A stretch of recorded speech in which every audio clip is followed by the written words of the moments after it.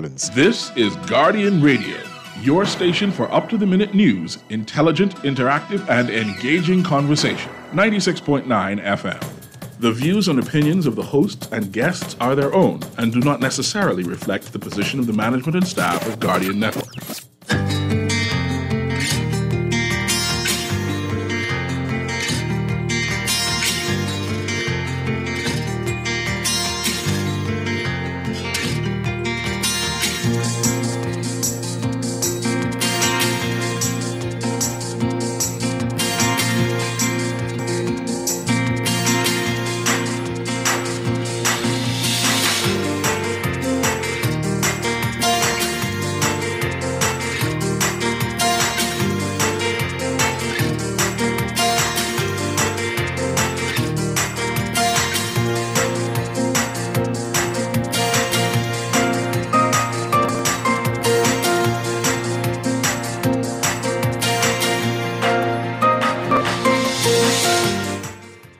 Good morning.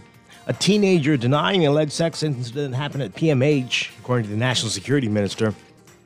One union says the time's not right for an NIB rate hike. And the Labor Minister says jobless projection report, realistic. It's all straight ahead this morning. I'm Dwight Strachan, and this is Morning Blend.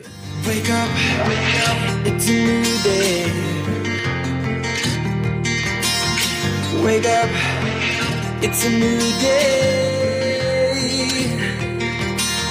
It's the start of a new way. You know that it's here. It's the start of the end of the old way. Wake up, it's a new day. Wake up, it's a new day.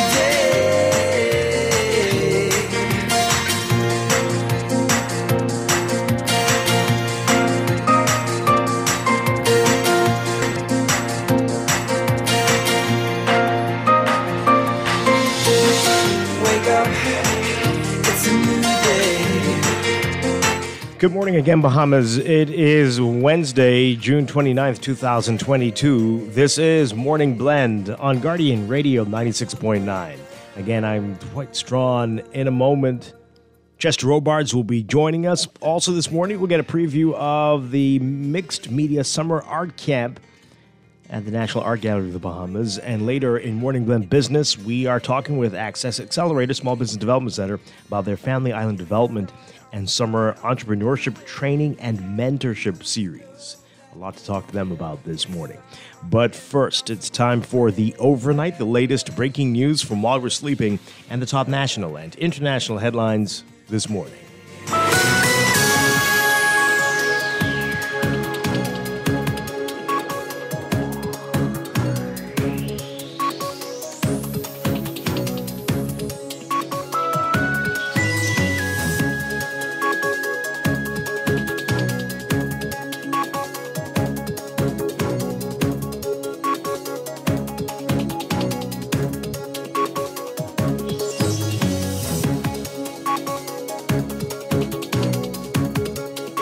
In the overnight, police are investigating a report that a 52-year-old man had sex with a 14-year-old girl while she was a patient at Princess Margaret Hospital. But the latest on this now, both are denying this occurred, according to Minister of National Security Wayne Munro.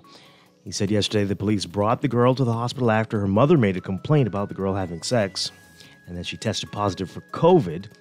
He says she was detained for COVID, and during the course of that detention, a janitor at the hospital made a report about her and a 52-year-old patient.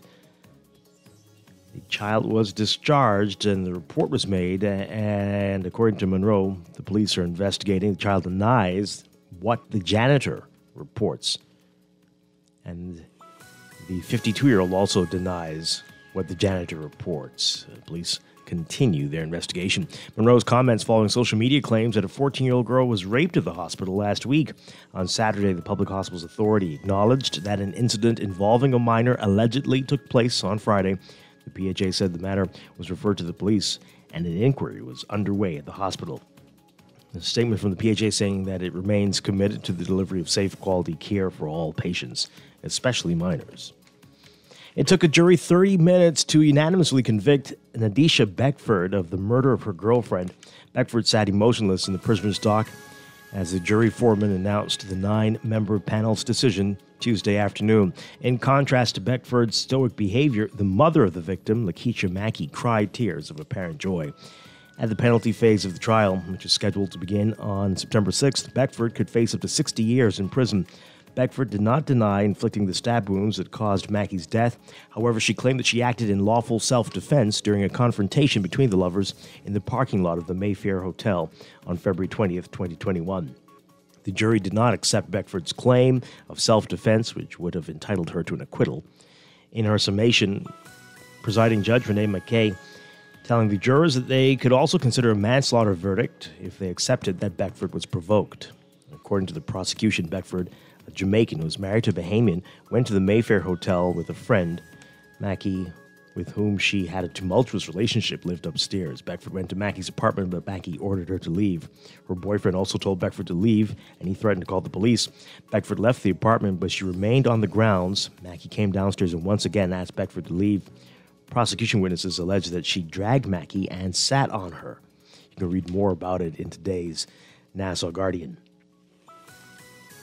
While noting that, quote, God is on our side, Labor Minister Keith Bell says that it's unrealistic to predict that the Bahamas' unemployment rate will not return to what it was before the pandemic until 2030.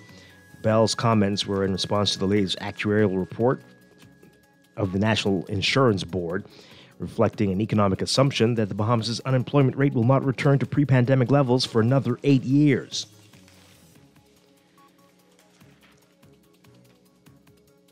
Bell saying that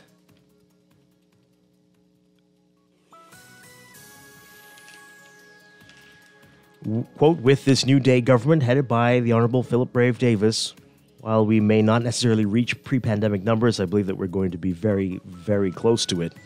While we are guided scientifically by numbers, I don't think that that ought to be the guiding or the measuring stick by which we determine the economic boost and prosperity in this country. Bell said again that God is still in control. He said he's very optimistic about the Bahamas' economic and employment outlook. Bahamas Public Services Union President Kimsley Ferguson saying that now is not the right time to increase the contribution rate at the National Insurance Board, nor should the retirement age be increased from 65 to 67.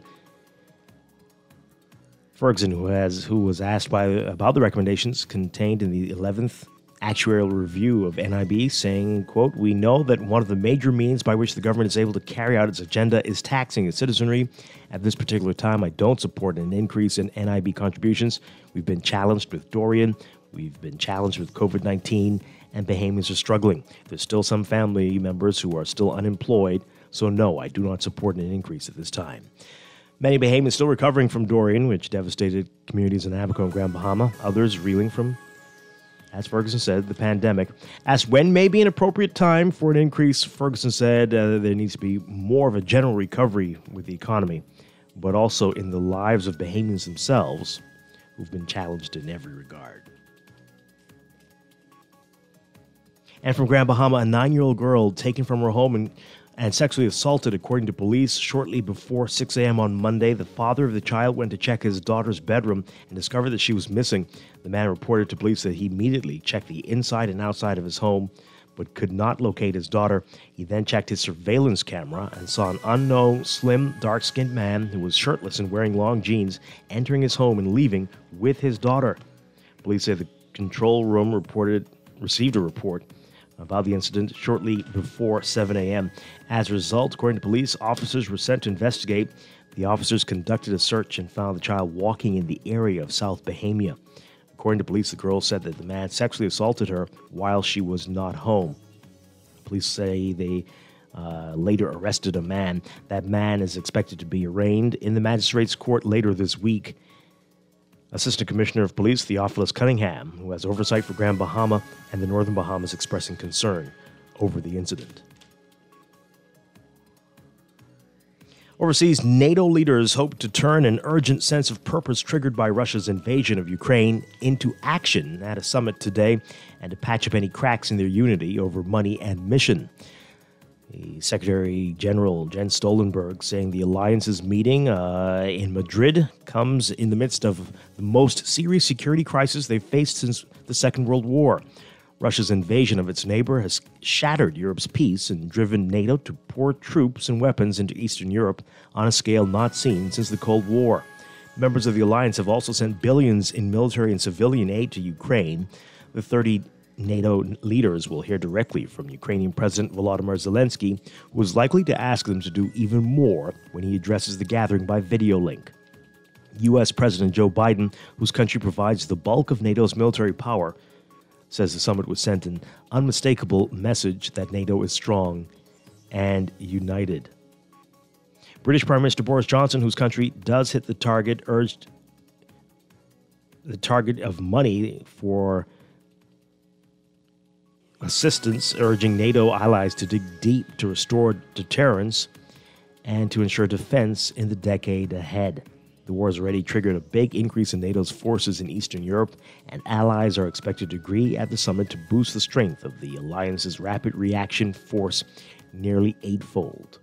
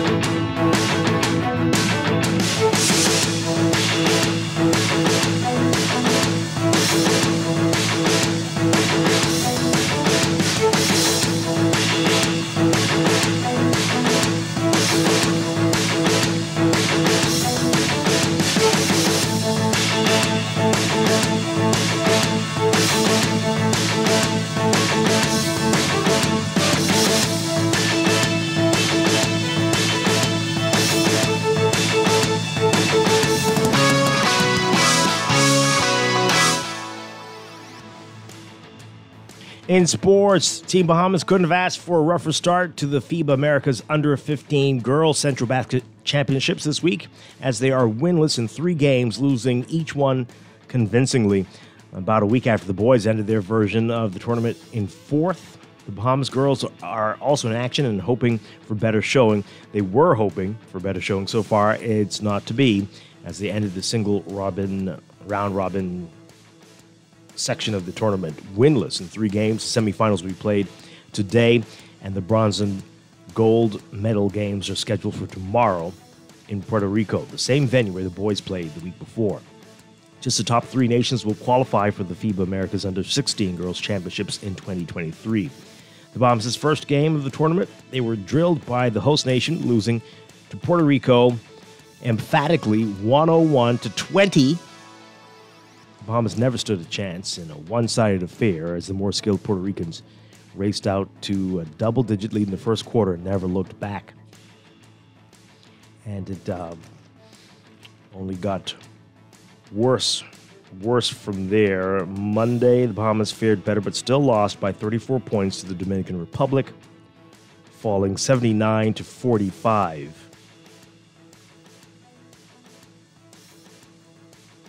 And then it was Mexico, and the worst showing ever for Team Bahamas. So in this tournament, at least, Mexico winning 119-19. Tough break for Team Bahamas there. You can read more about that in today's Guardian Sports section. More from basketball. Azariah Smith set to be one of the players representing the Bahamas in junior girls basketball at the FIBA America's Under-15 Central Basket Championships this week, but an injury kept her from traveling with the team.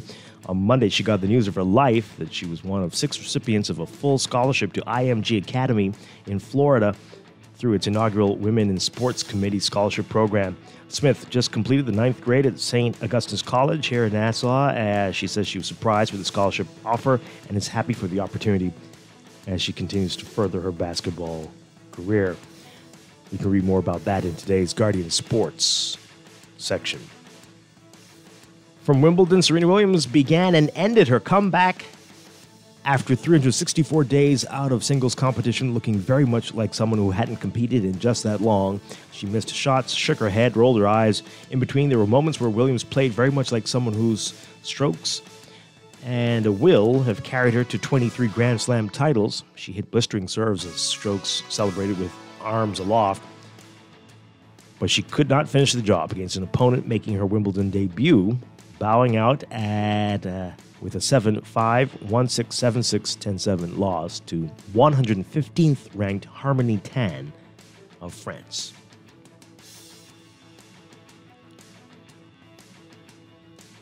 From the NFL,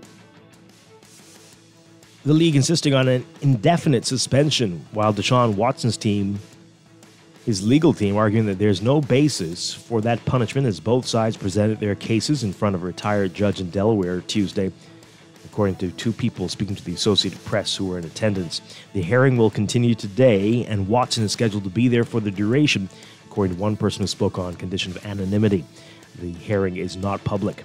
It's expected to conclude Thursday, but it's not known when a ruling will be made. Former U.S. District Judge Sue Robinson, who was jointly appointed by the league and the NFL Players Association, will determine whether Watson violated the NFL's personal conduct policy and whether to impose discipline. Watson agreed to settle 20 of 24 civil lawsuits for sexual misconduct, but the league is seeking at least a one-year suspension.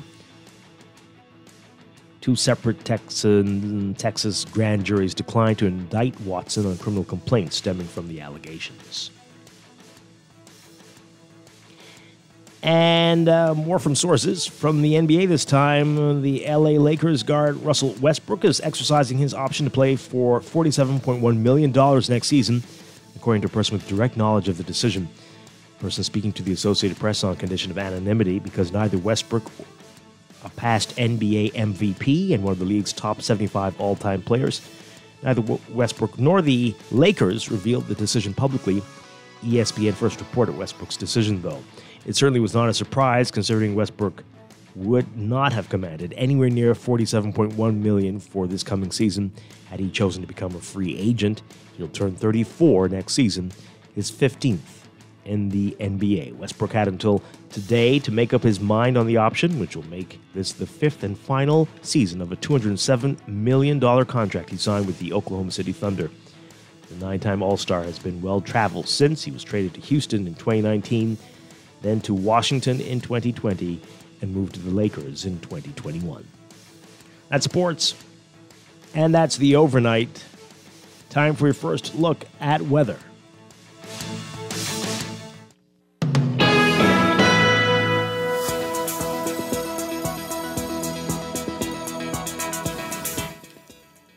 And the weather going to be a big story today. We are currently under a thunderstorm warning for portions of the northwest Bahamas, including New Providence, Grand Bahama, and Abaco. That's in effect until 8 a.m. And a severe weather watch is in effect for the Berry Islands and Bimini. The Department of Meteorology is saying that thunderstorms are expected and will be severe at times, causing strong gusty winds, dangerous lightning, heavy downpours, hail, and possible water spout or tornado activity. Localized flooding is possible and occurring, definitely in New Providence at this time. Here's what's happening. We've got a prominent, deep layered trough that has impacted weather conditions across the country and will slowly migrate across the northwest Bahamas today. Eventually, it will exit north of the area by this evening. A more stable and drier weather pattern will emerge, with building high pressure gradually taking precedence across the country through tonight. In the meantime, though, boaters and residents in the northwest Bahamas being urged to remain alert due to the threat of water spout or tornado activity, and residents and pedestrians in the northwest Bahamas should take special precautions while in low-lying and flood-prone areas, as well as areas already inundated with flooding during heavy and prolonged rainfall events, especially during high tide. Beachgoers in the central and southeast Bahamas should exercise caution due to the risk of rip currents impacting eastern and southern shorelines, as well. So again, a lot happening today. For today, for the northwest Bahamas, expect more of the same, variably cloudy and hot conditions with widely scattered showers and isolated thunderstorms, mainly across the extreme northwest Bahamas. Turning warm tonight, expect gusty winds and higher seas in or near heavy showers and thunderstorms. Winds east-southeast to south-southeast at 10 to 15 knots, but gusty at times, shifting east to southeast at 10 to 15 knots tonight. Seas 2 to 4 feet. For the central and southeast Bahamas, partly sunny to sunny, warm and breezy, with a few passing showers and the chance of afternoon thunderstorms, becoming fair and warm with the chance of a few isolated showers tonight. Small craft caution is in effect. Winds east to southeast at 15 to 20 knots, seas 4 to 6 feet. We're expecting highs to get up to around 90 Fahrenheit, 32 Celsius today. Overnight lows tonight getting down to 73 Fahrenheit, 23 Celsius. That's your first look at weather this morning. We'll have an extended outlook and a look at the tropics coming up after traffic in just a bit.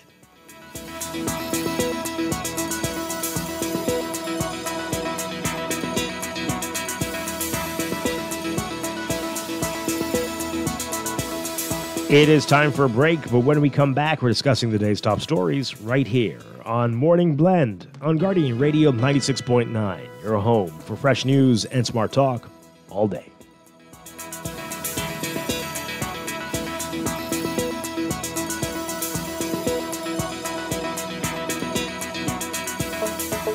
Tired of banks forcing you to use technology to bank the way they want you to? Your convenience is important. So no matter what your banking needs, Commonwealth Bank's friendly staff are always available in branch for that personal one-on-one service. But when you choose technology, our online and mobile banking app offers you state-of-the-art functionality. The choice is yours. Commonwealth Bank. Bank the way you want.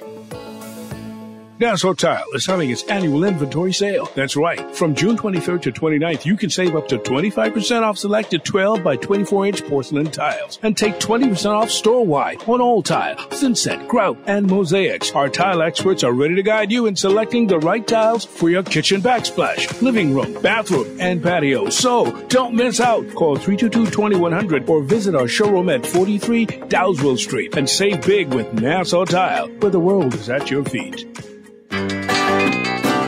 Hello? Keisha use something else, boy. Who this is? Tamika?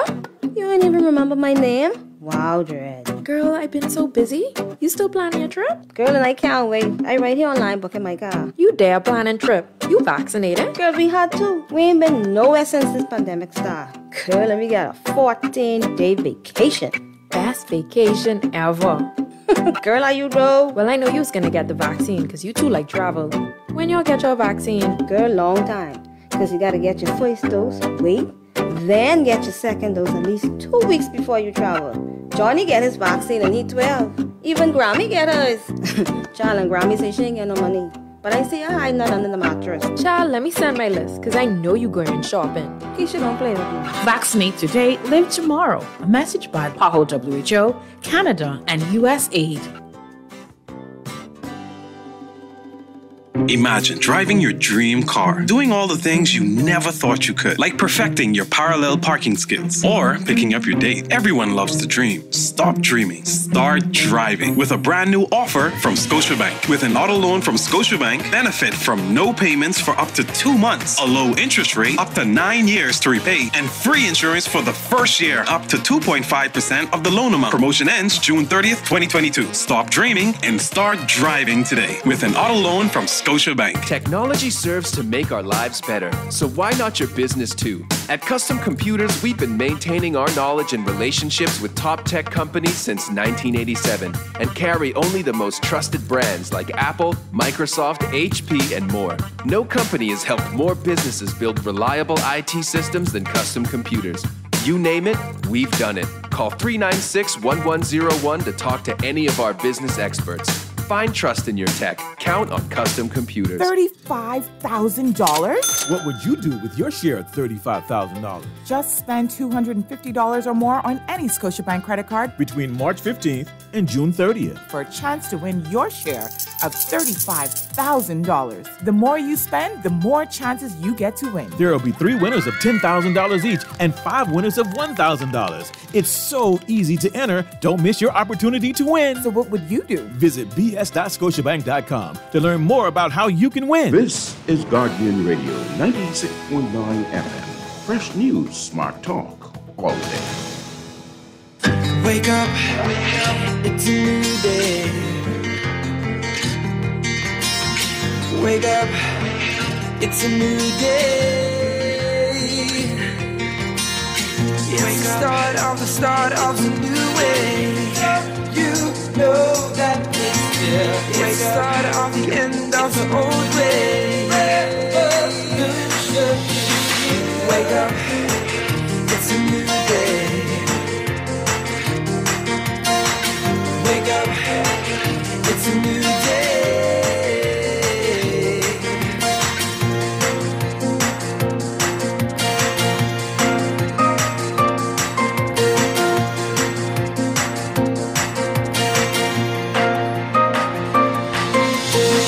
Wake up, it's a new day. Wake up, it's a new day.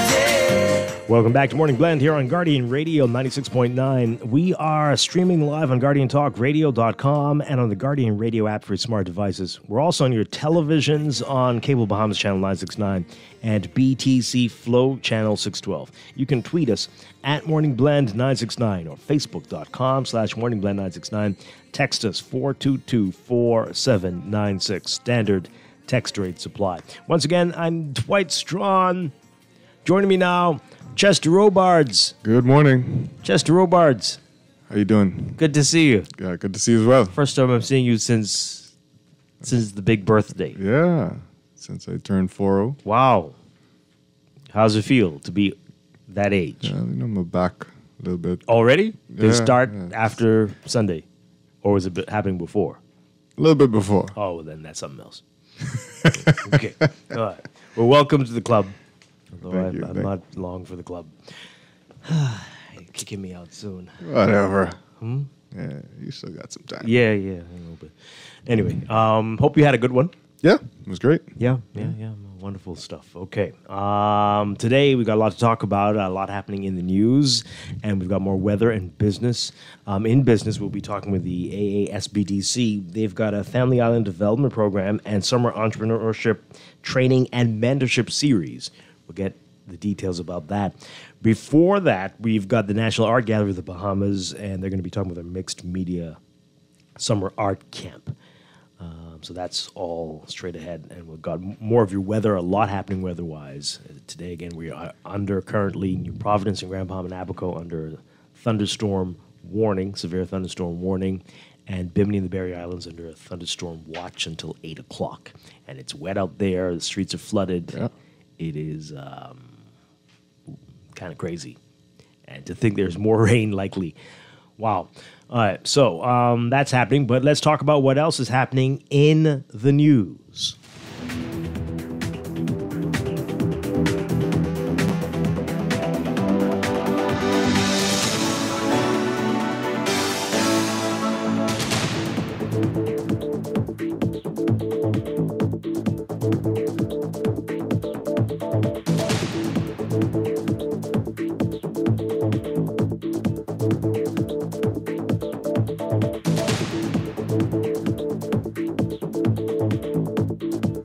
And in the news, just want to briefly touch on this. I know these are children, and we don't want to seem like we're picking on them or beating up on them, but I think this is bigger than the children. I think this says a lot about us. You heard that in the sports in the overnight just now about I don't know if it's picking on them, but would like the parents to know, get sensitive. We would like to know what kind of preparation they had, like what makes them like no competition to their competition. All right, so if you missed it, Last week was the boys, under 15, FIBA Central Basket. It's got a long name, a lot going on there. But so that was happening in Puerto Rico, and the boys, I think they had 5 games and they won 2 of the 5. Mm-hmm. Turks and Caicos, they better be Turks and Caicos, right? But and I can't remember who the other one was who they beat. But the big ones were giving them competition. Right. Puerto Rico, I think, and Mexico, and so forth. So this week it's the girls, and the girls are having a hard time. They've lost all their games so far. The first game to Puerto Rico, 101-20. 101-20. And then the next game was Monday, the Dominican Republic. They still lost, but it was a little bit better. 79-45. But yesterday, oh man, 100 points. 100 points they lost by to Mexico. 119-19.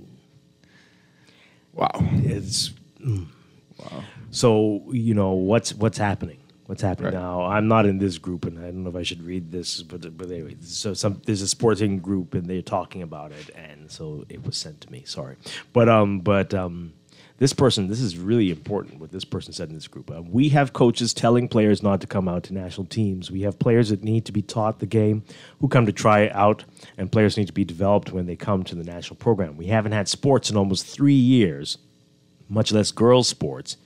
We can't get the national facility because we can't get in there because it was seconded for either refugees or for COVID between Dorian and the pandemic. The gyms are booked out for either adults or other sports activities. Then you have all the critics and naysayers with their negative opinions. Nothing constructive. But it's a learning experience for these girls. The intent is to keep their core together and train year-round. Again, there's no remuneration, and the stipend is small. So, boy. So it's tough. It's tough. And well, I mean, this is exactly what we're trying to figure out. What has caused this, this girls' team to be no competition in the region? Yeah. Yeah. And those are some compelling reasons there. Yeah. Yeah. And then, that's and it's telling. I mean, that's clear. That's telling. That tells the whole story. 100-point loss. Yeah, and the boys didn't lose as badly, but they lost as well, and they clearly are facing struggles. And the other thing is, like, I feel like, and I could be wrong here, but I feel like in some cases, those certain sports are taken much more seriously in some of these countries. In some cases, it's almost like this is your only way out. Mm-hmm. Do you think that's the case? I don't know. Basketball and Mexico? I don't know, but maybe. I mean, think about Mexico. They got millions of people. Yeah. Yeah. But I think a lot of people see it as a gateway to something better. It's so amazing though, because just last week we were having this debate. In fact, I got a very long letter that I should read about cricket here. But we were debating what should be the national sport. And sports. What? Not the animal. Oh.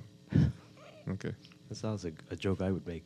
But cricket, most of us agree it shouldn't be, since we're all 25,000 miles detached from cricket, right? But people, including myself, would say maybe basketball, because everybody seems to play it. Everybody is near a court, goes to a court, has a hoop, has played, has done something, as opposed to sailing and cricket. But you have to wonder, are we really even serious about basketball? Got quite a few people in the NBA. We got a WNBA superstar. Yeah. But are we even serious about that? Are we serious about sporting programs besides track and field? I mean, we pay a lot of attention. Even to that. It. I mean, they pay a lot of attention to track and field. Yeah, but other things. Nobody showed up for the Nationals on the weekend. No, that's true. But do we do our sporting people? I know, are they fighting hard for like some better life. They have to leave the Bahamas to go do sports to become somebody. Much like some of the old soccer stars, from Brazil. They were they were playing on dirt fields and became multi-millionaires and mega soccer stars, right?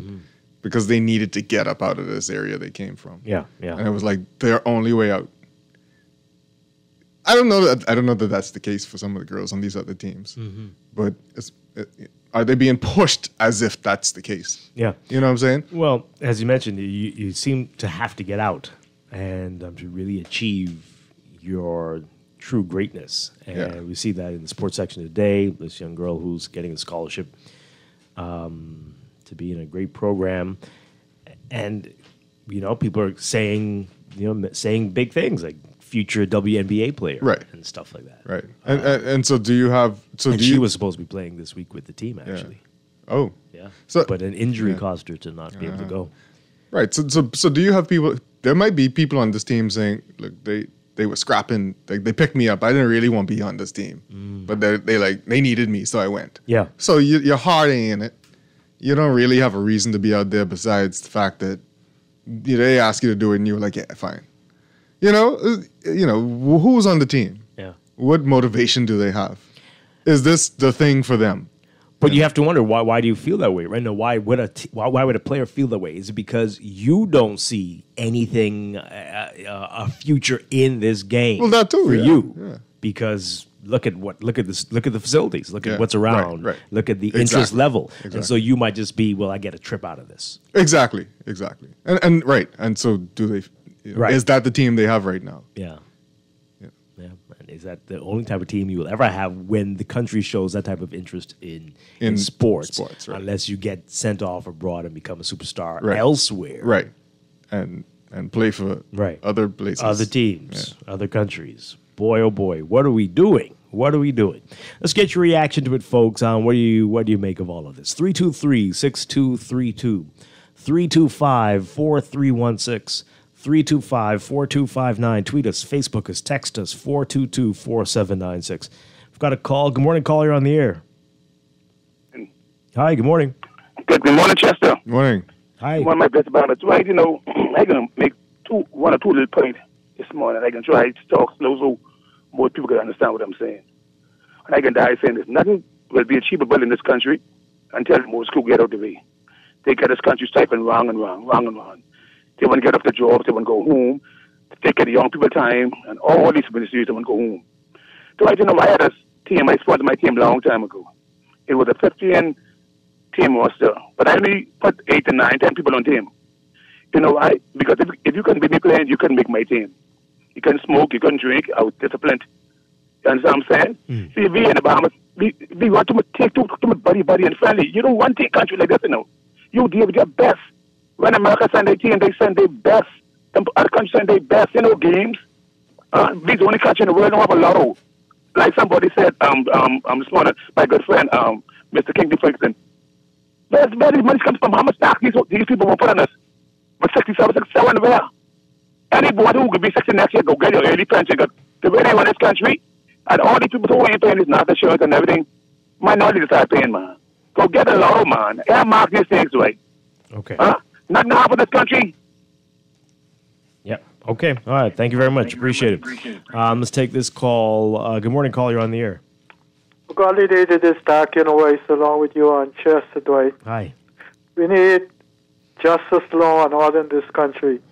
Let me ask you a question before I make my comment.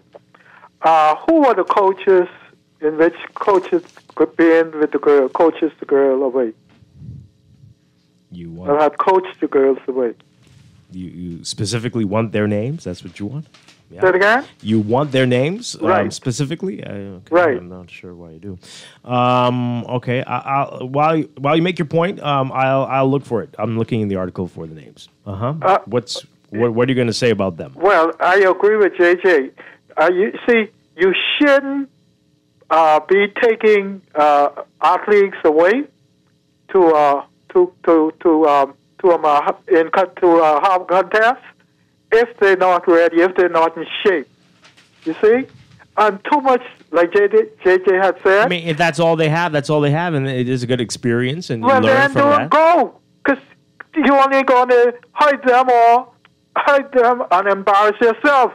You got that's not anytime how you go sports anywhere, work. you got to be in shape. You should be in shape. Now, what do you mean by in shape? What are you talking about? Well, let me show you something. Sports, if you're serious about it, it's like a job. Okay?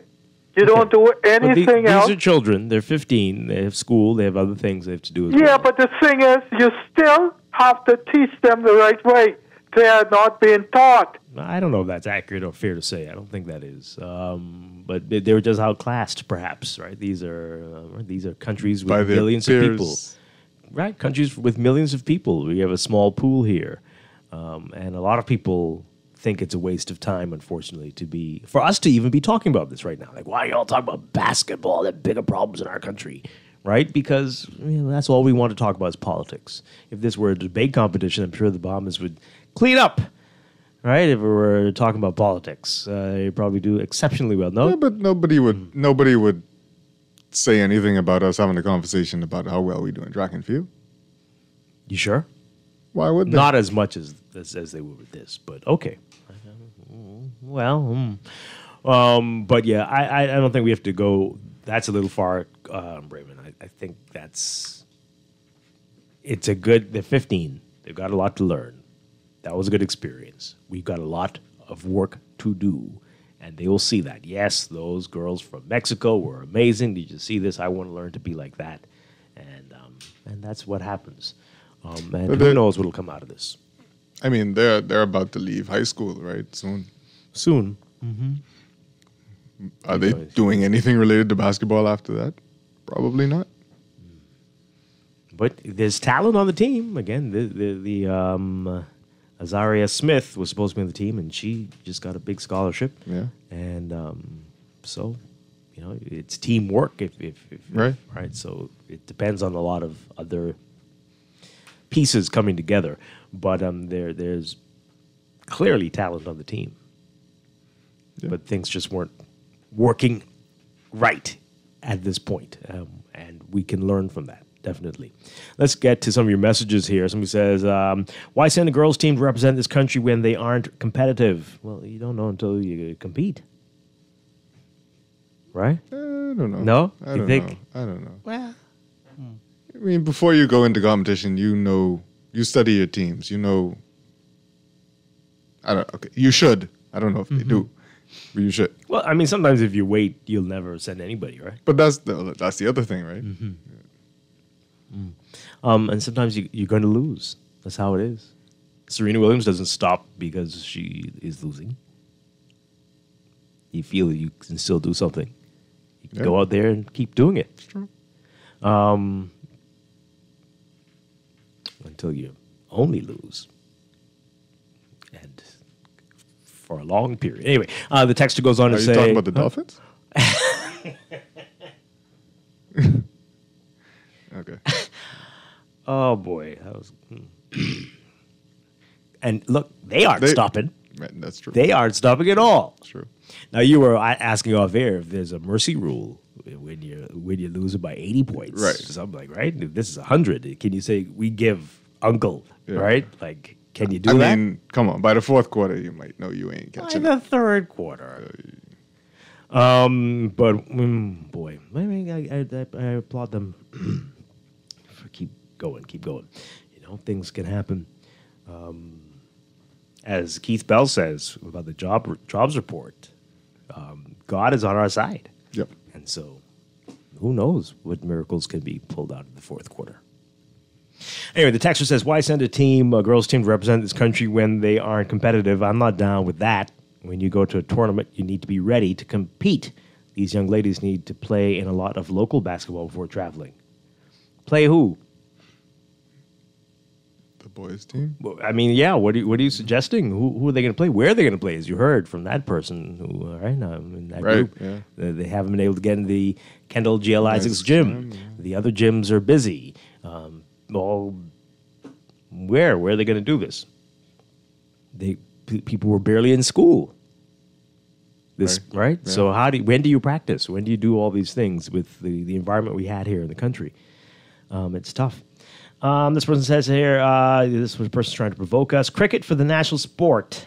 That must be racing the insects, as you say, baby. No. Must be that. They meant there are crickets when you talk about the national sport. Oh, when you talk about national sport, you hear just crickets. What's a national sport? Crickets. Yeah. Okay. This person says here, as usual, we lose by 100 points. That's usual. Oh, you mean great show as usual? Okay. You lose by 100 points. That's ridiculous. These parents have these kids on social media too much. No, man, you can't be serious. You what? That's not fair. You're blaming social media for them losing the basketball game? For not focusing. For not focusing. Wow. I guess that's the.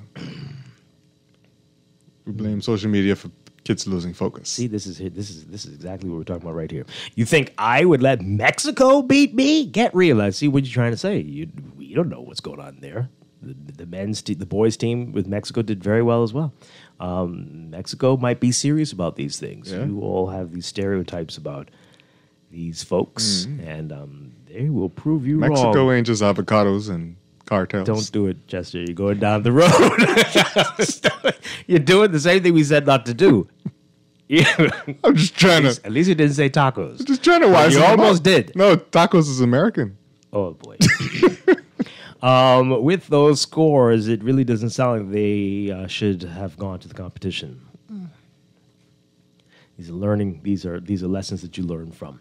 This person says, it sounds like the team should not have even been playing in the tournament. Forget about this thing called experience. You have to be at a certain level. That's like you guys hiring someone who can't read at a certain level and people talking crap about hire them so they can get the experience. Well, strange things have happened. Anyway, get to a certain level and then come back. Okay. Well, to that texter's point, what will the team look like next year? Yeah. Is it going to be a lot of the same girls? But also, it's not the Olympics, folks. It's the under 15 girls Central Basket Championships. And okay, but what are we? You're saying that, but what do we go there for? We go there to compete, to be competitive. Our national team. But we go there to compete, in that age group to be competitive. Yeah, and to put up a good fight. And they tried their best. But we have work to do. So we all can't sit here and just scold them and scorn them. We have to say, what are we doing to make sure that we put better teams together? I wouldn't scold and scorn them. We need to figure out what's wrong. Not what's wrong with them. What's wrong with the system of sports? Exactly. And I don't know if it's a coach or a parent who sent that message in that group, but that person is spot on, right? We have not had the facilities and the occasions to properly put together a team or train them because of what's been happening in the country. When was the last time you heard of anything happening in the Kendall Isaacs gym? Is that even... But now it's the Kendall Isaacs Hospital. Right, that's what I'm thinking. They might Health Center. Would anyone want to go in there now? I don't know. It's sanitary. You sure? I don't know. It really, good Lord. Anyway, this one, we're not serious about anything in this country. This person says, it's sports about opportunities, and here's some reasons we should promote cricket. What is happening today? We have a sport that's pretty close to it. The skills transition shouldn't be difficult. Which sport is that? You're not saying baseball, I hope. Which sport is close to cricket? You mean softball? Is it closer to cricket? Well, anyway. But which one are you saying? Anyway, and talking about opportunity, county cricketer earns $27,800. It is, however, the minimum starting salary per month. And they go on to say, what are you talking about, Dwight? My radio, sometimes friend. The one thing that baffles me about the Bahamas is we send these sports teams, and when you look at the pics, everyone is overweight with a bare belly. Oh, boy, you all went there. The other countries come with athletes. How do we expect to win without the basic ingredient?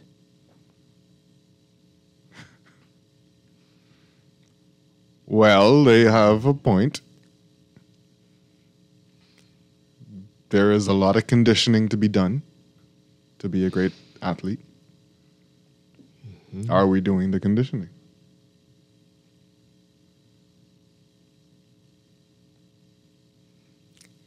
Is there a gym for athletes in this country? No. I mean, yes. But what You kind mean of the athlete? gyms? But, like, if you're on a... Where do you go? You just have to... Someone has to No, sponsor your there's membership to a regular there's gym. There's a gym built specifically with international athletes in mind. Which one is this? The newest one. The big one. Oh, yeah, that place. And they've had international athletes come and train. They're paying millions. They're paying big money to come big and money. train at the no, gym. No, yeah. Well, our regular athletes. There's nothing like that here, right? Anyway, if you know, let us know. Let The us Defense Force has a gym now. Okay. Good morning, gentlemen. Apparently, there is a mathematical theory behind this. You see, there is a certain number of hours required for you to become good at a sport. And if you're introduced to the sport at a very young age, and if everyone you know plays this sport, then you'll be better able to master this sport. In a case like Brazil and soccer, everyone plays this sport everywhere, from they're able to walk until they're old. This is why they're so good. Got a point there, too. Yeah, absolutely. Absolutely. Do we do anything like that other than talk about politics? Yeah, exactly. That's our national sport. And seemingly crime now. Right? Those are the things we excel at, it seems. So the school, so our men's soccer team, right? Our schools really, they don't really play soccer. Like, I never played soccer in SAC. Y'all played soccer in QC, though. Yeah. So that's one school. And I don't know of any public school. I could be wrong. Let me know. Do the public schools do soccer at all? Some, I think. Yeah? But so outside of doing it in PE, when and where do you see anybody else play soccer? You have to join a club. You have to join a club. Yeah, and that's with everything here. You have to join a club. Very little is done. So you in the need to be school. interested at some point. But then, during PE, you pick out one of the better players. He's not very the best because he only played once a week for like 2 months of the year before that sport is put aside for another thing. Is that what they do, or they look at like what that texter said? You look the part. You look like you could do this. That's my point. Yeah. Right. And then they'll shove a little bit of training. the bigger kids to shot put. Right. Because you should be able to do it. Whereas the Jamaican boys who have a team on the field every weekend with their friends, it ain't like I have to go do this because this is the thing that they want me to do. It's like I live this. They were playing it in the womb. Right. Yeah. And the same thing for Brazil. Like I live this. This is what we do. Yeah. Let's take some more calls and we got to take a break. Good morning, caller. You're on the air. Good morning, Dwight. Hi. Good morning. Hi. Turn on your radio for us, please. Morning. Yeah, guys. Hey, like everybody's saying. I mean, I agree with JJ also, right, and some of the things he said, right. But we know for a fact that in order to get good results in any event that we stand teams off, right? Those teams or those persons should be prepared for it, right? We have a pool in the school. Chester's mentioned something with the schools, right? But we do have a pool, not no programs, right? But we have a pool of children all over all over this country, right? If we were serious with sport, or even developing people through sport, we could have had even a second choice team, right? Or based on the amount of people what we have, but the kids aren't getting the experience here in this country, right? Before they could go over and get them type of exposure, right? We have to start from home, and a lot of these programs that need to exist, especially when we think in international competition, they are not in the Bahamas, right? Those countries, they have programs. They have programs that they can select the best out of those programs to represent their flag. And we have to get to that one time because you know this, for a country to say that we score 5 points a quarter, that can't be acceptable, and no disrespect to those players, because like Chester also mentioned, it's the system of sport in this country what needs to be corrected and changed. You guys have a nice day. Okay, you too. Right, thanks a lot. This texter says, I played at a private school, but the public schools very much play soccer. A good number of national team players went to government schools. Now, that you have to... because they went to government schools doesn't mean they play soccer in the school, though. I don't know if that's... Isn't that what the text is saying? That they do play soccer in the government schools? Oh, they're saying they went to public school. They went, right? Again, but somebody said they're saying they went there and they played it? Well, I'm saying you have to join a club. Generally, everything is a club. You join a after-school club is not necessarily like it's in the school that we teach this. Right. You play with these people who are doing this stuff. You get into a group that has a soccer club. Right. And but not necessarily with the school. Yeah. I could be wrong, but I don't think I am. But let me know. Like you mentioned, at our school, there was an effort made to teach everybody almost all the sports, almost all. Yeah. And some people got to know that they liked a sport because, we tried this out, and it's We're cool. also still very limited here. Didn't we have somebody in rowing was it the Olympics or like a big competition? No, the Olympics. What was it? There are rowing teams here. Right. Yeah. But we've not sent a rowing team Not to yet. the That was Olympics. what we talked about. We're hoping that soon, one day. But, yeah. We had somebody in rowing win something recently. Something in a big competition in the States. Collegiate. I think it was collegiate. Yeah, I think it was collegiate. Yeah. Mm-hmm. But so there are other sports as well. Because we choose people out of these little pools for a little bit of sports. Mm-hmm. But there are a lot of things that we're not doing that we could be doing that people are probably interested in. Yeah. Like I have a dream that one day, now that rock climbing is in the Olympics, we'll have somebody competing in rock climbing, right? But why are you looking at me like that? I mean, that's that wasn't like, just that was impossible. a fluke for the last Olympics. Is that going to be a thing? What do you mean a fluke? I mean, like, hey, something. You think they're gonna kick it out now? Mm. No, it's bouldering and speed climbing. They're here to stay. I do obstacle course racing, and they're fighting to get it into the Olympics. Yeah, it's a thing. But there are probably people who are interested in it, and they can represent the Bahamas at some point. Let's take this call. I see some text messages. People are getting crazy here. Really quickly, we got to take a break. Good morning, caller. You're on the air. All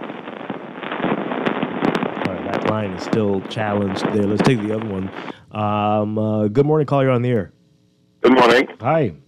As far as soccer, I would say my son went to Kingsbury. He played soccer. I had the other two went to government school. My daughter went to HO. She played with HO also. Was it part of the school or was it a club that was? How did they played all two. They played in school and club. Yeah. They played for Cavaliers. Okay. All right. And which one do you think she got more out of? All two. Yeah. Okay. She profited from all two. Right now, she's trying for the team. Oh, excellent. Excellent. That's good. We need more of that. Wonderful. Thank you for calling, clearing that up for us. Appreciate it. Thank you very much. All right. Let's take a break. We'll pick this up on the other side. There's some other things in the news we want to get to, some very disturbing stories. This very odd story about the alleged sexual incident at PMH. And this horrible story out of Grand Bahama of the abducted child. What is going on? Getting crazy. Wow. We're going to get into that after the break. Hey, it's wet out there. Be careful. This is Morning Blend on Guardian Radio 96.9. Harder like misery. It's coming down on me. I'm ready, rain on me. Drop, but at least I'm This is Guardian Radio 96.9 FM, Nassau, Bahamas. This is AP News. I'm Rita Foley.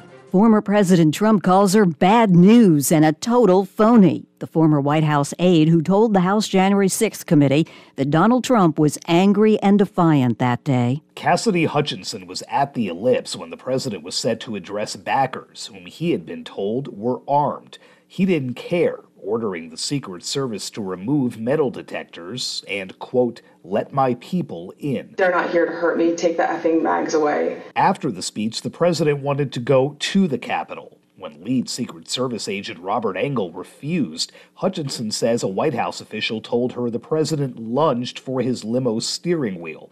Engel grabbed his arm. Mr. Trump then used his free hand to lunge towards Bobby Engel. Sagar Meghani, Washington. But a source tells the AP that Engel, the agent who was driving the presidential SUV, and Trump security official Tony Ornato are willing to testify that no agent was assaulted and Donald Trump never lunged for the steering wheel. Now to what the U.S. is doing as Russia's war in Ukraine drags on. America is boosting its military presence in Europe. President Biden announced that this morning. He's at a NATO summit in Madrid.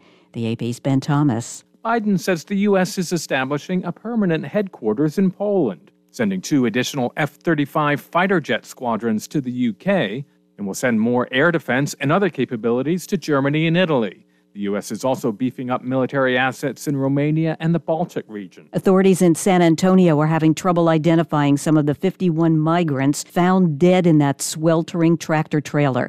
Some had no identifying documents on them. The price of gas is dropping, but it's still 25 cents higher than a month ago. $4.86 this morning, says the AAA. This is AP News.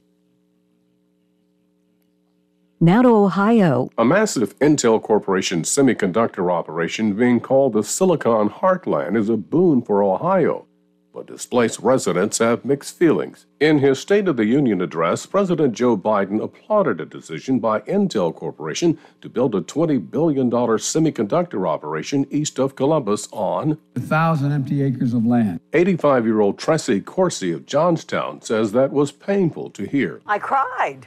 Of course I cried. Ohio officials and Intel say the project could result in up to 3,000 jobs. Tressie Corsi sold her home but remains disappointed. Happiness that we had, that's what really hurts. But for diner owner Tiffany Hollis, the project is the cost to progress. Every convenience that we have, someone sacrificed something for it. Intel expects semiconductor production to be online by 2025. I'm Norman Hall. And I'm Rita Foley, AP News.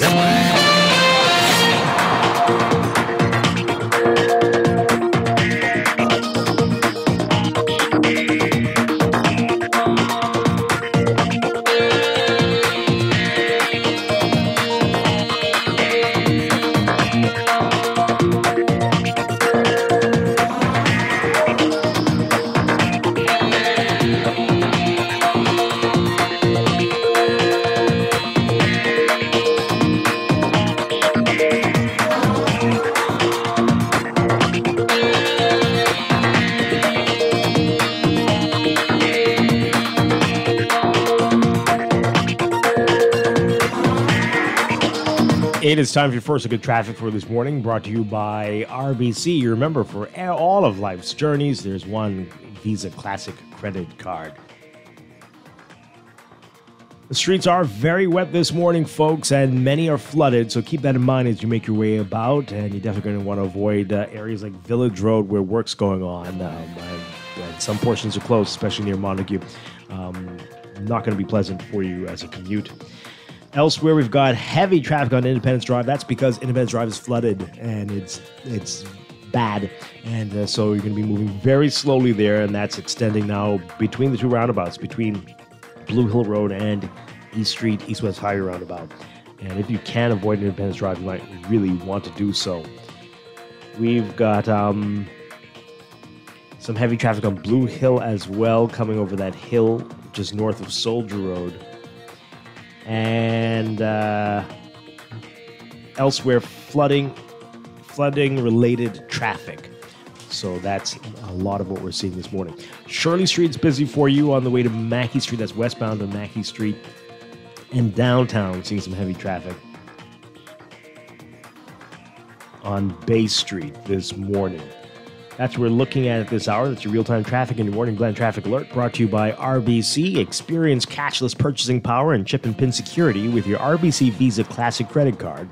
Manage your day-to-day expenses and apply today at rbc.com/Caribbean/Visa Classic.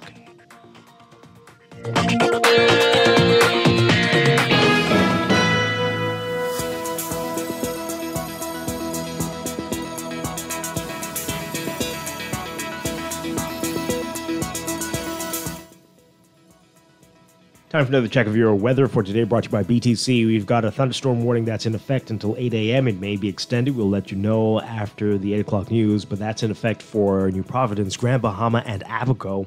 And a severe weather watch is in effect for the Berry Islands and Bimini. We've got a lot happening weather-wise. And it's all as a result of a prominent deep-layered trough that has impacted weather across the Bahamas this week and will slowly migrate across the northwest Bahamas today, eventually exiting the area by this evening. A more stable, drier weather pattern will emerge, with building high pressure gradually taking precedence over the rest of the country through tonight. Lots of warnings out there about flooding and being cautious while traveling along flood-prone thoroughfares. And residents and boaters being urged to be alert for waterspout and tornado activity. For today, for the northwest Bahamas, variably cloudy and hot with widely scattered showers and isolated thunderstorms. For the central southeast Bahamas, partly sunny to sunny, warm and breezy with a few passing showers and the chance of afternoon thunderstorms, becoming fair and warm with the chance of isolated showers tonight. Temperatures getting up to around 90 Fahrenheit, 32 Celsius. Overnight lows tonight getting down to about 73 Fahrenheit, 23 Celsius. In your extended outlook, high pressure will continue to steadily build over the area, dominating weather and promoting breezy conditions across the islands through Friday.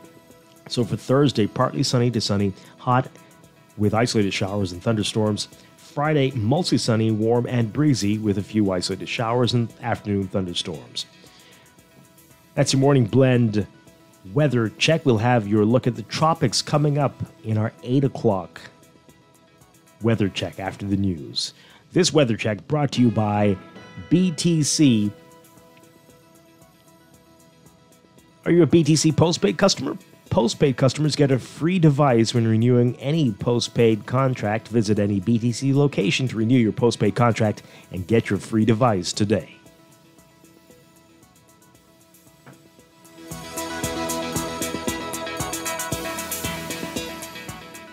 Are you an attorney with a joint practice operating from one location? Accepting payments from clients doesn't have to be complicated. Introducing RBC MultiPay. Now each attorney can securely accept and settle payments with one point-of-sale device supporting multiple bank accounts. With competitive pricing, training, and easy setup, you will be up and running in no time. Call 356-8500 to sign up for RBC MultiPay. You're always on the go. We know life can be a daily rush. CIBC, First Caribbean, you can count on us. We make life easier. Manage your accounts at any time. Apply for a loan. It's easy when you bank online. We make life easier with choices that suit you. CIBC, First Caribbean. Breakfast just got better at Wendy's. Introducing the Breakfast Biggie Bag. Enjoy a double sausage muffin with 2 square sausage patties, a freshly cracked egg, and cheese served on a toasted English muffin, a medium waffle fries, and an orange juice for only $5.25, VAT inclusive. Add an apple pie for just $1 more. Say what? At Wendy's, better breakfast is all day. Offers valid in participating locations. Wendy's, different inside and out. That's right, boys and girls. Get ready to play basketball at the 34th Annual Jeff Rogers Basketball Camp, July 4th through July 29th at the Kendall J. Isaacs Gym, 9 a.m. to 1 p.m. daily. So parents, get your boys and girls ages 5 through 18 registered now. Applications available at the South Bahamas Conference of Seventh-day Adventists, Tehranique Williams Darling Highway, and at the registration desk at Campsite Kendall J. Isaac's Gym. Special appearances by NBA players, legends, and coaches. So get your boys and girls registered now, ages 5 through 18, for the 34th annual Jeff Rogers Basketball Camp, July 4th through July 29th.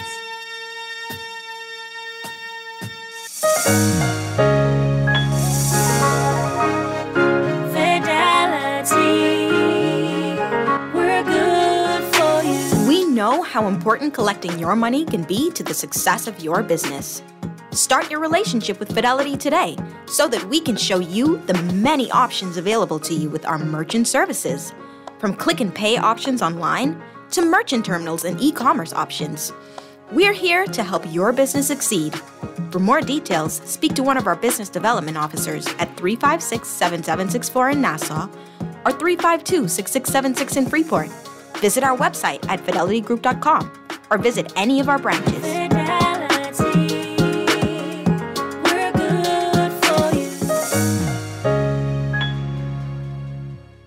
Nassau Tile is having its annual inventory sale. That's right. From June 23rd to 29th, you can save up to 25% off selected 12 by 24-inch porcelain tiles and take 20% off store-wide on all tile, thinset, grout, and mosaics. Our tile experts are ready to guide you in selecting the right tiles for your kitchen backsplash, living room, bathroom, and patio. So don't miss out. Call 322-2100 or visit our showroom at 43 Dowsville Street and save big with Nassau Tile, where the world is at your feet. At Western Union, we have different sending options for you to use the one that fits you best. You can send money directly to bank accounts around the world, or for cash pickup by visiting our agent locations. Or you can also start your money transfer in our app and then pay cash in store. Look for an agent location near you, or download our app and send money to your loved ones abroad. You know, you should teach a savings class, because you know everything. No, I just choose wisely. Like, I just got 2 months free home internet from BTC. All I did was sign up for internet. 2 months internet free? For real? I bundled my internet and mobile services, and now I'm paying half of what the other guys charge. Plus, as a new customer, I get 2 months internet free. What? Now, that's a big deal. Switch to BTC Internet and get the second and third months free for new customers. Conditions apply. Doctors Hospital's Pharmacy introduces a new spin on prescriptions called Pick Up Now, Pay Later. That's right, you can collect your medications first and pay after. How does it work? Step 1, submit a prescription online. Step 2, select the pickup site. Step 3, collect your medication. And Step 4, pay online within 14 days. For more info, call us at 242-302-4785 or visit us at doctorshospital.com. Create memories and experience moments with the love of your life that will last a lifetime right in our backyard. Escape the hustle and bustle of Nassau with your special someone for an intimate island getaway. You can get lost in the magic of an island sunrise or count the stars in the night sky. In the Family Islands, disconnect from the world and reconnect with the one that means the most. Now is the perfect time with our 2 fly-free Bahamas Residence special. Go to bahamasresidence.com for more info.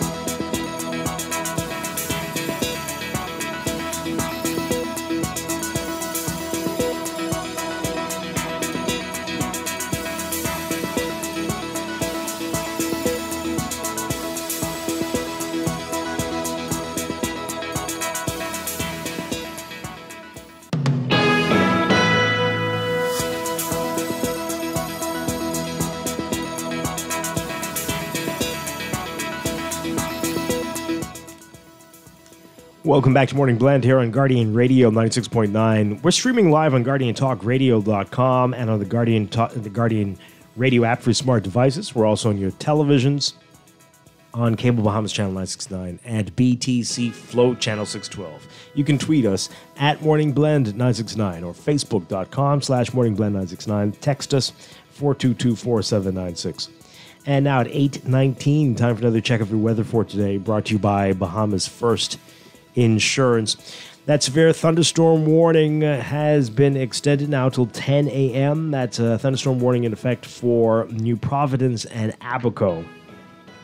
For Grand Bahama, that's been downgraded to a severe weather watch, which is in effect for the Berry Islands and Bimini as well. We're expecting more thunderstorms, and they could be severe at times, causing strong gusty winds, dangerous lightning, heavy downpours, hail, and possible waterspout or tornado activity. Localized flooding also possible during the passage of these storms today.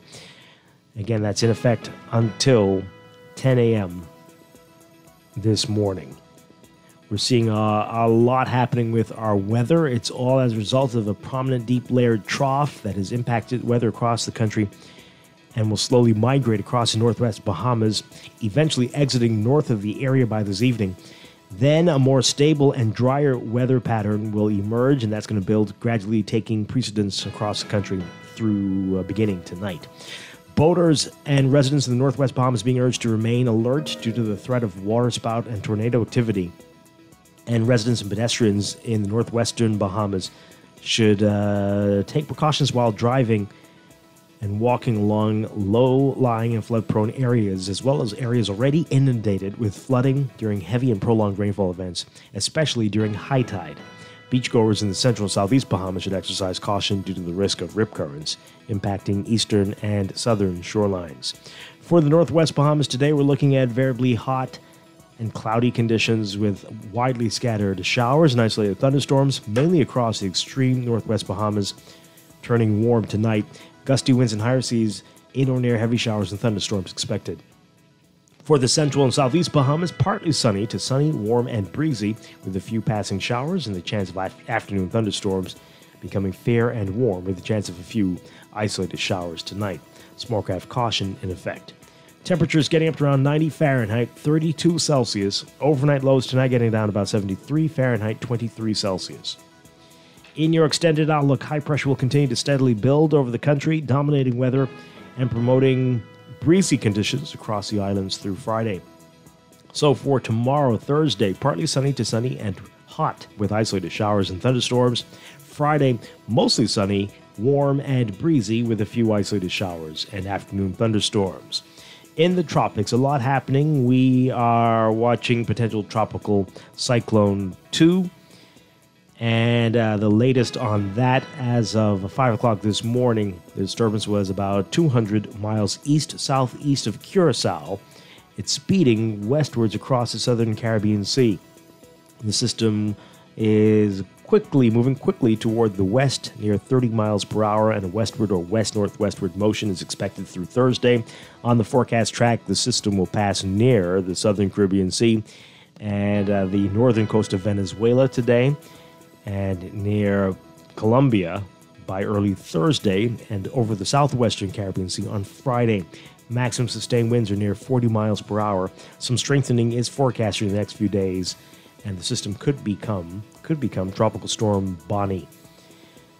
With the rest of the tropics, we're also watching an area of low pressure centered over the northwestern Gulf of Mexico that has about a 40% chance of tropical cyclone formation through the next 5 days as it moves slowly westwards.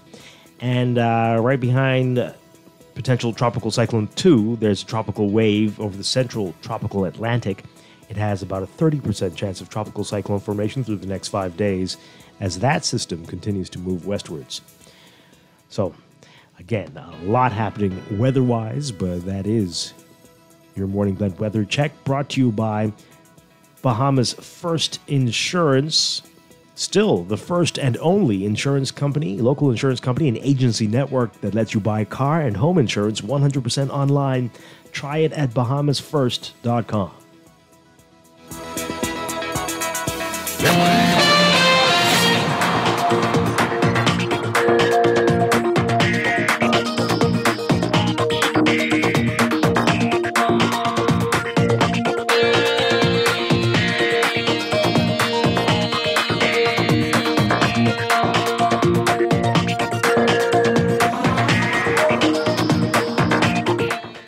Time for another check of your traffic for this morning, brought to you by RBC. For all of life's moments, there's one Visa Classic credit card.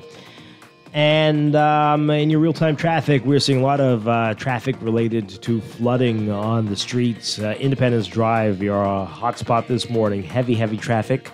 Westbound between the roundabouts, you're going to be seeing that traffic right in front of you the whole way. As a good portion of Independence Drive is flooded. Some serious flooding there, and that's holding everybody back there. So keep that in mind. You're going to need your patience on Independence Drive westbound this morning. Blue Hill Road also busy for you, getting over that hill, heading toward that roundabout with Independence Drive. And further south near Carmichael is busy this morning as well. St. Vincent Road seeing some heavy traffic. Well, it's moving, but quite a bit of traffic on St. Vincent Road this morning. Mile Butler Highway also busy for you, just north of Fire Trail on the way to Tehranique Williams Darling Highway. And Gladstone Road also seeing some heavier than we've seen over the past few days, northbound traffic at this hour. Downtown seeing quite a bit of traffic this morning. So that's going to be just east of Arawak Key as you are near Nassau Street eastbound. And on Bay Street, heavy eastbound traffic this morning on the way to the bridges heading over to Paradise Island. That's going to be busy for you, eastbound traffic, possible flooding there as well. And again, lots of flooding-related backups this morning. So you will need the patience, as we said. Good luck to you out there, and be careful. That's your real-time traffic and Morning Blend Traffic Alert, brought to you by RBC. Experience cashless purchasing power and chip and pin security with your RBC Visa Classic credit card. Manage your day-to-day expenses and apply today at rbc.com/Caribbean/Visa Classic.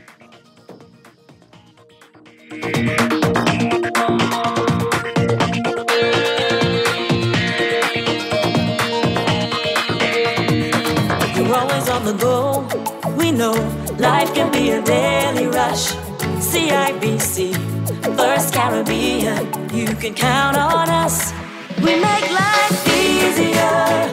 Manage your accounts at any time. Apply for a loan. It's easy when you bank online.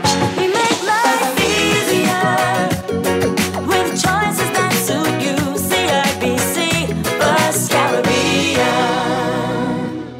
When faced with an illness like cancer, we band together, and we at Cleveland Clinic in Florida have your back. From advanced cancer treatments to extra safety measures at all of our locations, we're with you on this journey. For every infusion and follow-up, for every step of the way, for every care in the world. Cleveland Clinic in Florida. Get the care you need when and where you need it. To learn more or connect with a local representative, visit clevelandclinic.org/Caribbean. Wherever you're headed, the Custom Computers Know-How team is standing by to help guide you in the East and the West. We now have 2 convenient locations on Patton Street in Palmdale and our newest store in the Caves Village Shopping Plaza through the Blake Road entrance. Discover the latest products by top international brands and the knowledge you need to unleash tomorrow's technology today. Drop by Custom Computers out east or out west. We're open Saturdays from 10 till 4. Imagine driving your dream car, doing all the things you never thought you could, like perfecting your parallel parking skills or picking up your date. Everyone loves to dream. Stop dreaming. Start driving with a brand new offer from Scotiabank. With an auto loan from Scotiabank, benefit from no payments for up to 2 months, a low interest rate up to 9 years to repay, and free insurance for the first year up to 2.5% of the loan amount. Promotion ends June 30th, 2022. Stop dreaming and start driving today with an auto loan from Scotiabank. When faced with an illness like cancer, we band together, and we at Cleveland Clinic in Florida have your back. From advanced cancer treatments to extra safety measures at all of our locations, we're with you on this journey. For every infusion and follow-up, for every step of the way, for every care in the world. Cleveland Clinic in Florida. Get the care you need when and where you need it.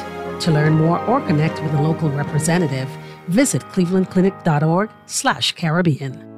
Earning zero interest on your savings at the bank? With as little as $100, you can start earning interest on your money while you're sleeping, eating, or standing in line at the bank with the CFAL Savings Express Plan. Ready to invest? Start by putting $1,000 into our mutual funds and earn interest there too. Because at CFAL, your interest is our interest. Visit cfal.com to start now. Seafowl, growing well for future generations of Bahamians. At Western Union, we have different sending options for you to use the one that fits you best. You can send money directly to bank accounts around the world, or for cash pickup by visiting our agent locations. Or you can also start your money transfer in our app and then pay cash in store. Look for an agent location near you, or download our app and send money to your loved ones abroad. This is Guardian Radio 96.9 FM. Fresh news, smart talk, all day.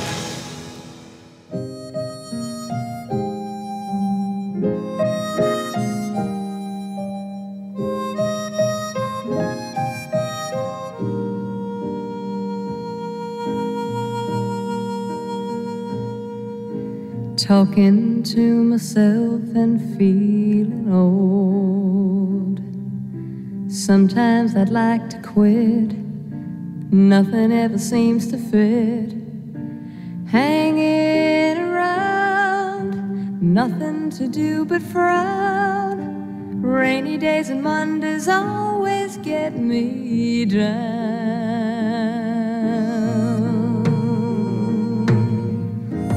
What I've got they used to call. We are back here with Morning Blend on Guardian Radio 96.9. Dwight Strachan with Chester Ross. Chester was acting like he didn't know that song. I don't know who he's trying to fool. I didn't pick up on it until okay. I heard a piece. Well, you look like you're a big fan of the Carpenters. Some songs. Yeah, see, I knew it. Okay. You're a big fan. Jeez. Sure. I want to move on to some of these other wild stories. But let's quickly get through the last of the text messages. It feels like we've been off for an hour since we last spoke. So we were talking. We were briefly talking about our interest in sports, whether we really are serious about it,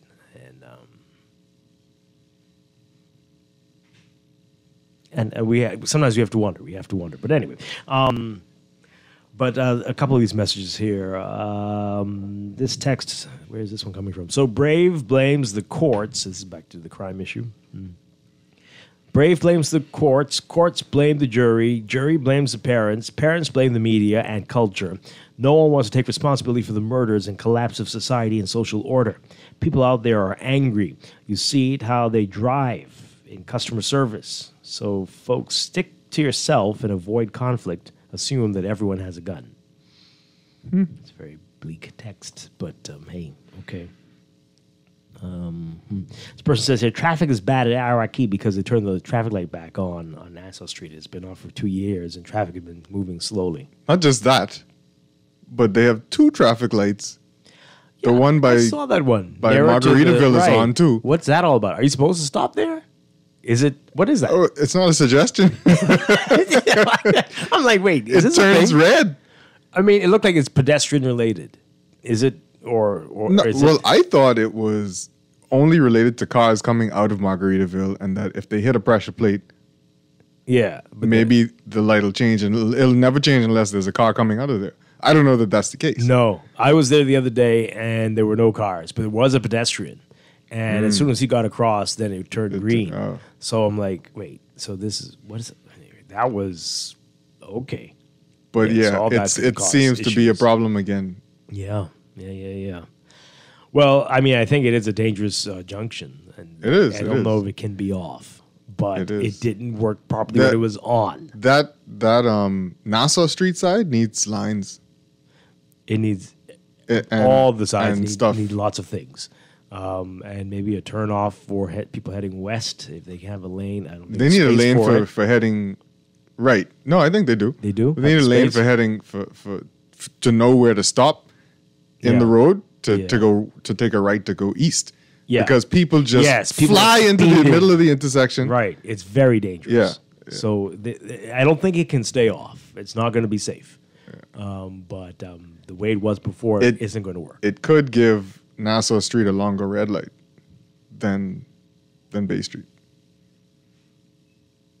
Yeah, sure. Because there are other ways to get. Yes, you don't have to go that way. You could find alternate routes, and if you're there, perhaps. Yeah. This person says here, I have a different twist on this. On it, this will build character and the feeling that this is back to the basketball. We were talking about that. If you missed it, the girls team. Can I just mention one road before we go into that? Yeah. There's the intersection of is it not Elizabeth? It is Elizabeth Avenue. Elizabeth Avenue. If you're heading up towards the water tower, Elizabeth and Shirley Street. Yeah. If you do not drive up to the pressure plate at that light, it will never turn green. Never turn green. It might turn green after 10 minutes. You were there for like half an hour? And I was like, what is going on? Like each side keeps turning green, but not that side. Oh, really? But the thing is, the plate is too close to the road, so you can't actually see the light on your left, on your immediate left. So you have to drive up, and then you have to hope that the light across the street is working. And then you wonder how people don't see these things. I saw this. They have a pothole patrol or something like pothole something. They do? If you see a pothole, send. And, but sometimes you're driving and you can't, and you shouldn't. But you have to say, wait, am I the only one seeing this pothole? It can't be. This has been here a month. Yeah. And the people who fix potholes. Are they driving around? Do they? What do they do? Do they live at the Ministry of Works? Is that why they don't see what's happening out there? You have. It's the only way it works. You have to send them the pothole. If they see it, they don't report it to themselves. What is that? All I see is potholes all day. So when I go home, when I'm on my private time, I don't see potholes anymore. Oh, okay. That's how it works. Good to know. This person says, I have a different twist on it. This is back to basketball. It'll build character and the feeling of that loss by 100 points. Hopefully bring the team together. But I'm sure moving forward in the future, this won't happen again. Okay. Well, are you allowed to bet on sports here? I'd bet you that it could easily... I think so. That could easily happen again. That really could. We have over 10 regattas and homecomings a year. Why haven't we sent an Olympic sailing team yet? When you say yet, we've had Olympic sailing champions. You mean in so many years, why haven't we done it?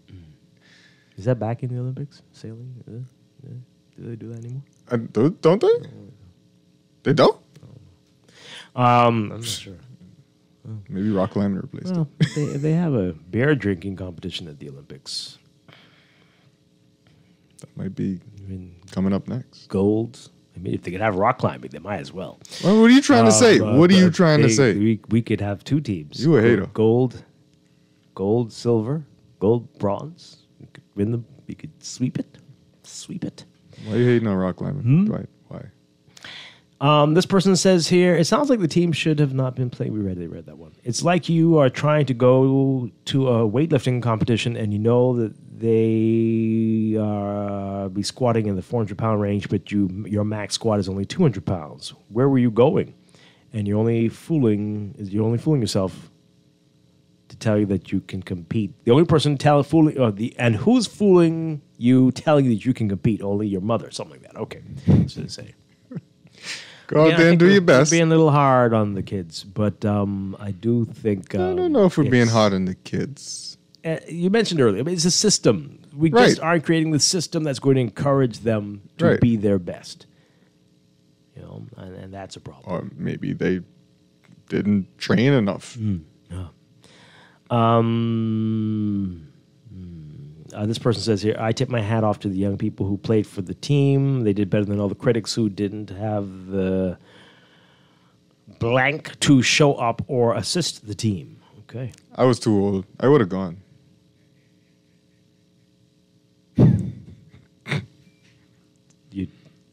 Gone to do what? Play.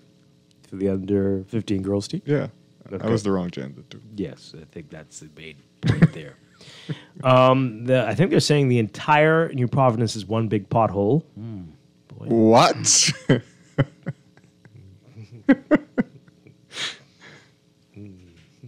Boy, oh boy.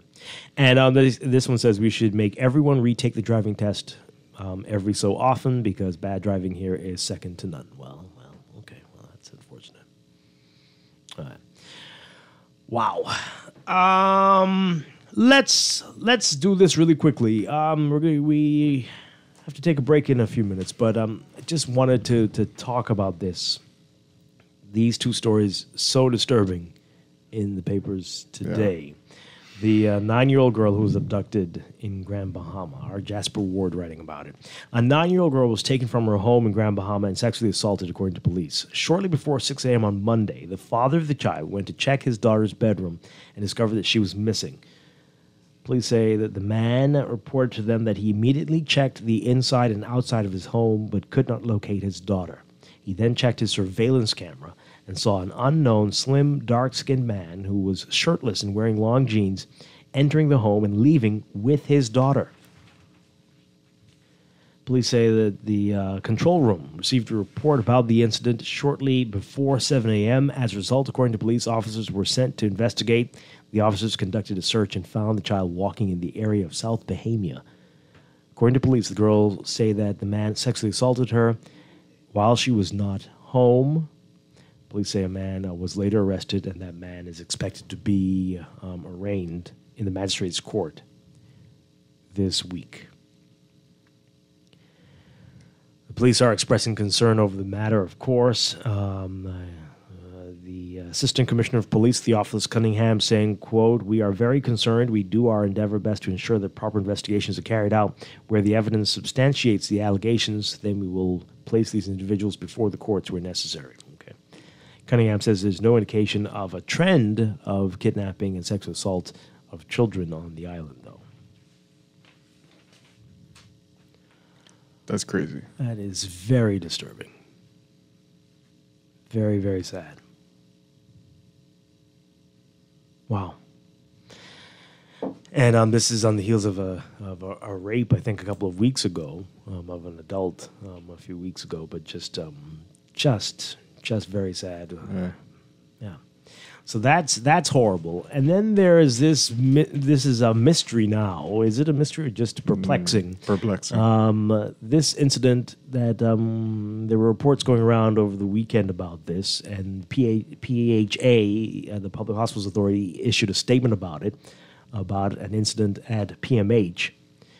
And now Wayne Monroe, the National Security Minister, giving an update on this yesterday. So police are still investigating this report of a 52-year-old man having sex with a 14-year-old girl while she was a patient at Princess Margaret Hospital. Both are denying that this happened, though. Monroe says that police brought the girl to the hospital after her mother made a complaint. For more on this, I want you to take a listen to this report. This report from our Tashina Robinson. Minister of National Security Wayne Monroe shedding further light on an unlawful sexual intercourse probe involving a middle-aged man and a 14-year-old girl. The incident reportedly occurred at the Princess Margaret Hospital. Mother took her to the hospital, made a complaint to the police with a view to say that her daughter may have been engaging in sexual relations with her boyfriend. Whether it's voluntary or not, that's a crime. And so the police took her to the hospital for checking. She was tested positive for COVID. She was detained for COVID. And during the course of that detention, a janitor at the hospital made a report about her and a 52-year-old patient. The young child was discharged. The report was made to police. They investigated. The child denies what the janitor reports, and the gentleman denies what the janitor reports, and the police are continuing to investigate. That alleged incident reportedly took place last Friday. All right, Tashina Robinson with that report there. Yeah.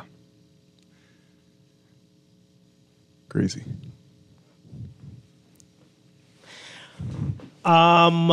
Well, if you can read between the lines with what the minister is saying there. He said, whether, but people aren't learning. People aren't learning. The 52-year-old man there. What's happening? I don't know. Just got some big and nasty individuals.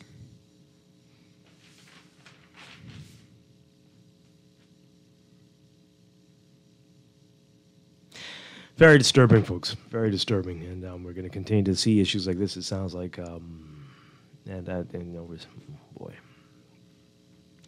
What else can you say? Okay, let's take a break. When we come back, more of what's making news this morning. We'll get to our guests as well. This is Morning Blend on Guardian Radio 96.9. Stay with us.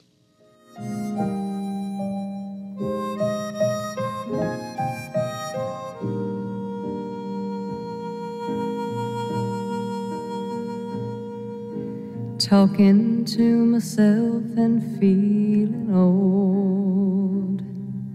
Sometimes I'd like to quit. Nothing ever seems to fit. Hanging around.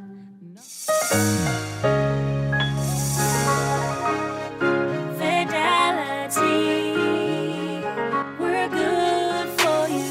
I used to think of the bank as my personal ATM machine. If I wanted a new car, new furniture, a weekend trip to Miami, no problem. Just max out the credit card or top up my loan. I was a big baller until I realized that 75% of my salary was going to pay back all those loans. Fidelity's personal financial coaching was the best solution. Fidelity gave me a plan with a debt consolidation loan that has a built-in savings that pays 5% interest. I now only have one low monthly payment plus money in my pocket.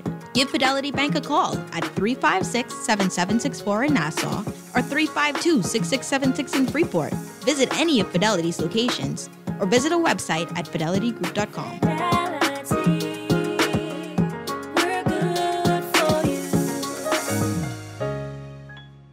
One thing there is no debate about is that BTC has the best rates. Now, the best rates just got better because you pay half the price of the other guys with your BTC home internet and mobile services combined. Switching to BTC is a no-brainer because I pay less with BTC and get super fast internet with speeds up to 600 megs. The other guys, their internet only go up to 105 megs. Get all the internet you want at half the price when you bundle your home internet and mobile. Visit a BTC store to make the switch today. Conditions apply. Screws and Fasteners World, Balfour Avenue and Palm Beach Street, has those hard-to-find fasteners for you right now.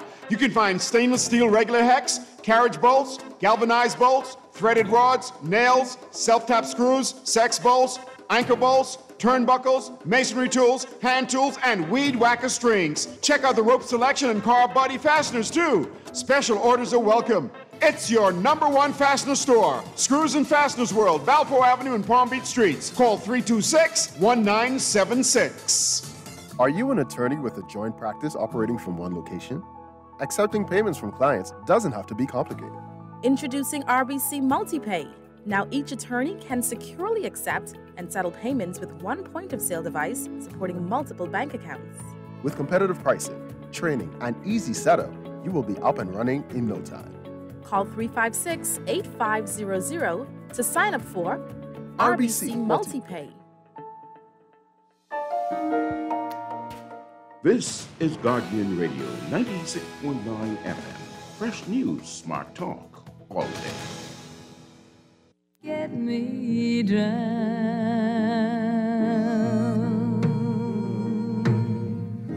What I've got they used to call the blues. We are back here with Morning Blend on Guardian Radio 96.9. Dwight Strong with Chester Robards. Changing gears now. The National Art Gallery of the Bahamas has some very exciting things happening over the summer, and it's their mixed media summer art camp. And to tell us all about it, we're very pleased to welcome to the show Education Officer Zaria Wilkinson. Did I pronounce that right? Yes, Zaria Wilkinson. Okay, good morning, everyone. Good to have you with us. Welcome. All right, so the Mixed Media Summer Art Camp. Tell us all about it. So our Mixed Media Art Camp, we're really excited to be having it again in its fully in-person form for the first time since 2019. Oh, wow. It's a fully immersive art experience for our young artists. And even if you've never taken an art class and you're not sure if it's for you, it's definitely for you and your little ones. Okay, all right. So adults and children, is that what you're saying?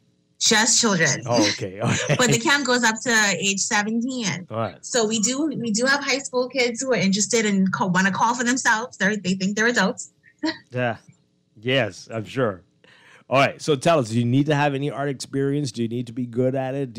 What are the requirements? So that's a misnomer. Everyone is good at art. Oh, okay. I'm going to start by saying that everyone can do art. There's so many different mediums, so many different techniques and types of materials that you can be using. And we're going to take the time to explore all of them with our campus. And so, which is why it's a mixed media camp, because we mix them all together and give you a chance to find one that you're really good at, or at least proficient at. All right, that is wonderful. So give us some examples of what we're talking about here.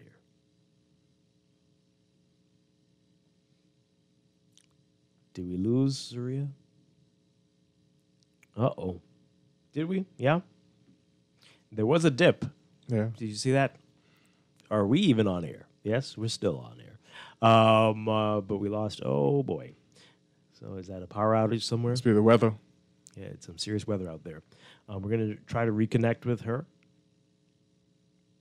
while we sort that out. Yeah. She's not, yeah. She's there back?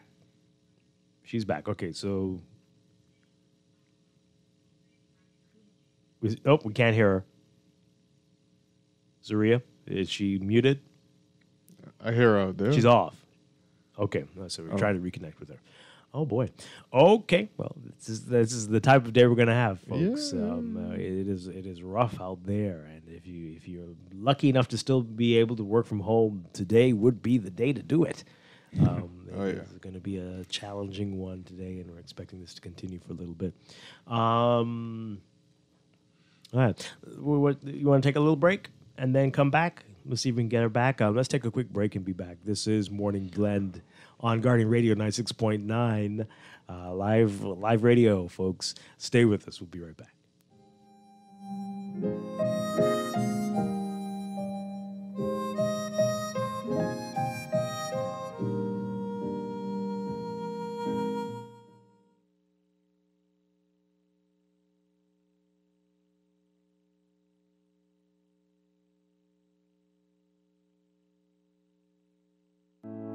Earning zero interest on your savings at the bank? With as little as $100, you can start earning interest on your money while you're sleeping, eating, or standing in line at the bank with the CFAL Savings Express Plan.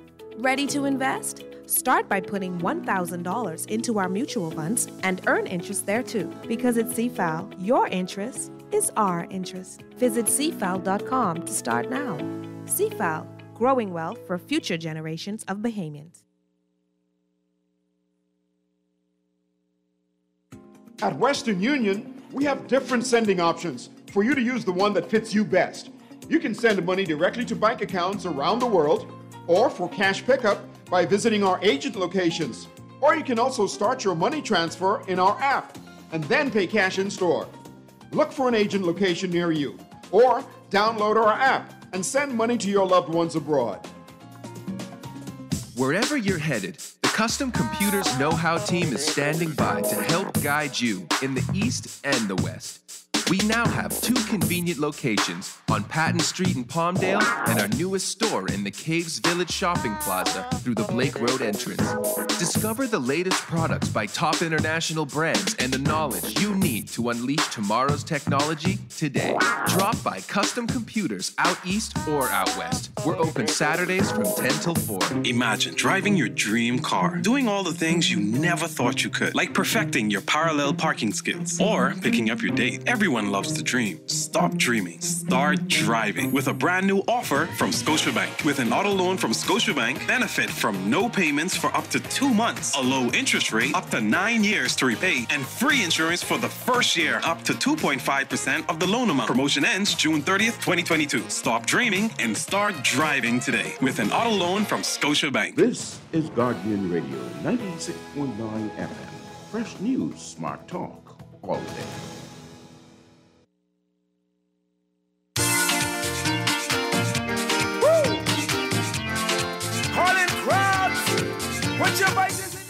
All right, we're back here with Morning Blend on Guardian Radio 96.9. Dwight Strong with Chester Robards. Seems like, there's an issue on 96.9 FM on the radio. We might have been knocked out just now. Seems like the power went out. But we got Zaria Wilkinson back with us from NAGB. Was your power out? It blinks in and out. Oh, okay. All right. Geez. So hopefully we'll be back on 96.9 shortly. But we're still on the app and on our website. And so hopefully that'll be good. Okay. So you were telling us about the different mixed media. What are we talking about specifically? Right. So we do everything from painting, which is what people traditionally think of when they think of visual arts, to sculpting, pottery making, mixing textiles together. So you have different textures and pieces. So we do everything. And so we try to get all of that in there. So it gives the students the time to explore the theme, which is old story, folk tales and traditions, through the eyes of these different visual art mediums. Okay. That is wonderful. And when does it start and how long does it go on for? Yeah, so our camp runs in 2 sessions. The first session starts next week on Monday morning. Oh, wow. That's July 4th to the 15th. And the second session is July 18th to the 29th. You can attend both sessions or just one. And each session is $320. But we do have partial scholarships available. So when you go to register, there's a button there that you can check on our website to say that you want to be considered for a partial scholarship, and we will get back to you on that. All right. So is it too late to register for the first camp? July. It is absolutely not too late. We have okay. just a tiny bit of space left in the first session, but certainly please do still register. Okay, wonderful. All right. So how do you go about doing that? Just go onto the website? Right. So we just go to our website, nagb.org.bs, and we have the summer camp button big and live on the homepage. You can click on that button and it'll take you to a page where you can get more information. You can register or you can apply for a partial scholarship. Okay. And how partial? How much of a help will you get? 50%. We will cover 50% of the cost of the camp. That's pretty good. That's pretty good.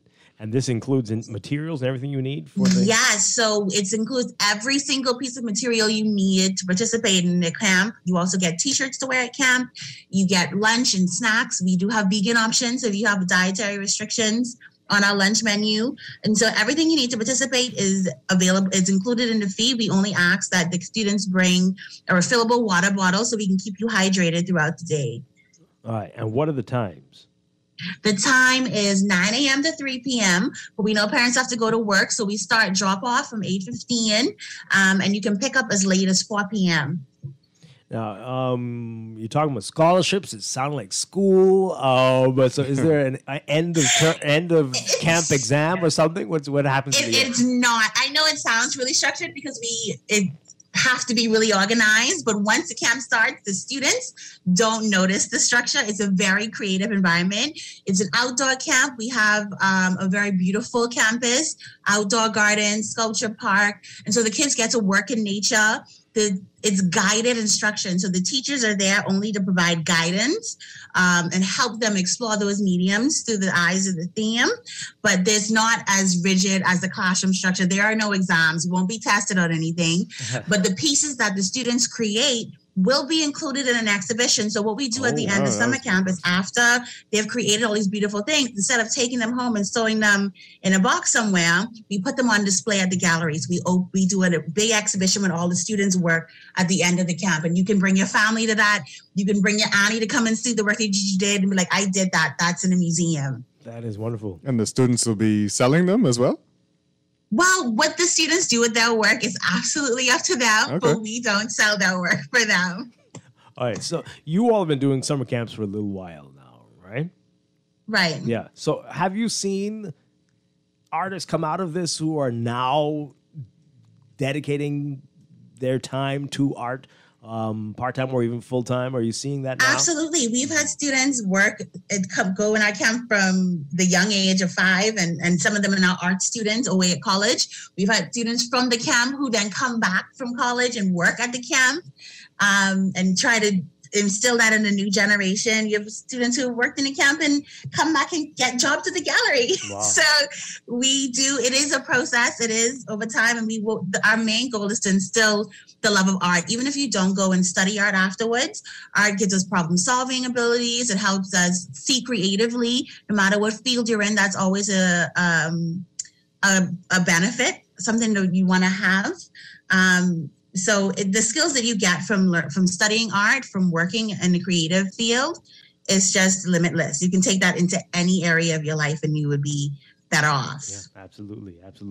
All right. So again, remind us of the ages, the dates, the times, the cost, everything that people need to know about the and a quick run up. So ages 5 to 17, they're not all together. They're separated into their age groups. Camp 2 sessions, July 4th to the 15th, and then the 18th to the 29th. Each session is $320, including that. We have partial scholarships available, so you can apply for one of those. And camps are 9 a.m. to 3 p.m. Drop-off starts at 8:15. You can pick up as late as 4 p.m. It is a safe and secure environment. You don't have to worry about your kids while they're there. Lunch is included, t-shirts included, all art materials included. Just bring themselves and a refillable water bottle. All right, sounds wonderful. I don't remember if we talked about it because of the cutoff, but did you mention the theme as well? There's a special theme for the whole camp. The theme is old story, folk tales and traditions. And so the curriculum, which is a fully immersive art experience curriculum, is focused on oral traditions and histories of our country and looking at how our different experiences inform that and how we can preserve that, because by the nature of it being oral traditions, they're really hard to save. And so using the visual medium as a way of preserving that. That sounds very exciting, and I'm very curious to see what a 5-year-old will come up with along that theme. But you would be surprised. They have amazing work. Yeah, I bet that's true. All right, so this is wonderful, and I do think you all need an adult summer camp. Adult summer camp. We do have adult workshops, so go ahead and still go to our website and sign up for our newsletter. And when we have adult workshops, you guys can come over and hang with us. Okay. All right, sounds good. Surya Wilkinson, thank you so much. With the National Art Gallery of the Bahamas, again, this mixed media summer art camp about to start July 1st next week. Not too late to get your kids in on this. Thank you so much. Appreciate it. Thank you so much for having me. All right. We're going to take a break. When we come back, Morning Glen Business, we're talking with the AASBDC about their Family Island Development and Summer Entrepreneurship Training and Mentorship Series. We're getting to that just after the news update. Stay with us.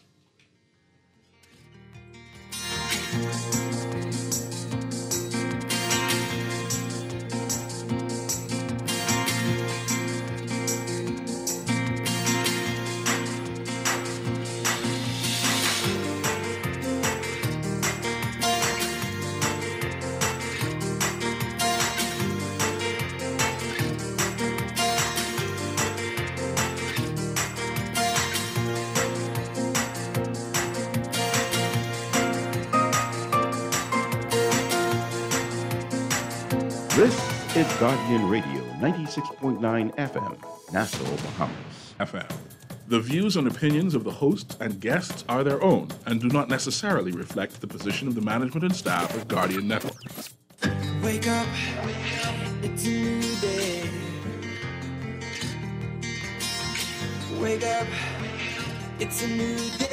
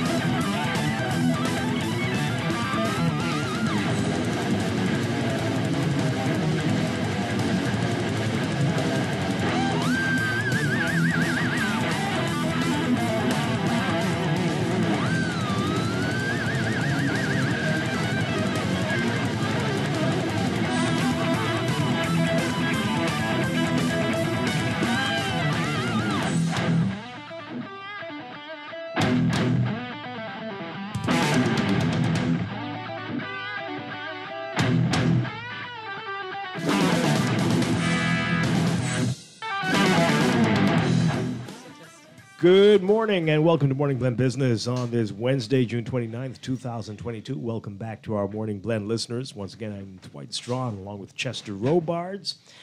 And it's our twice monthly segment with, I got to correct myself, A squared.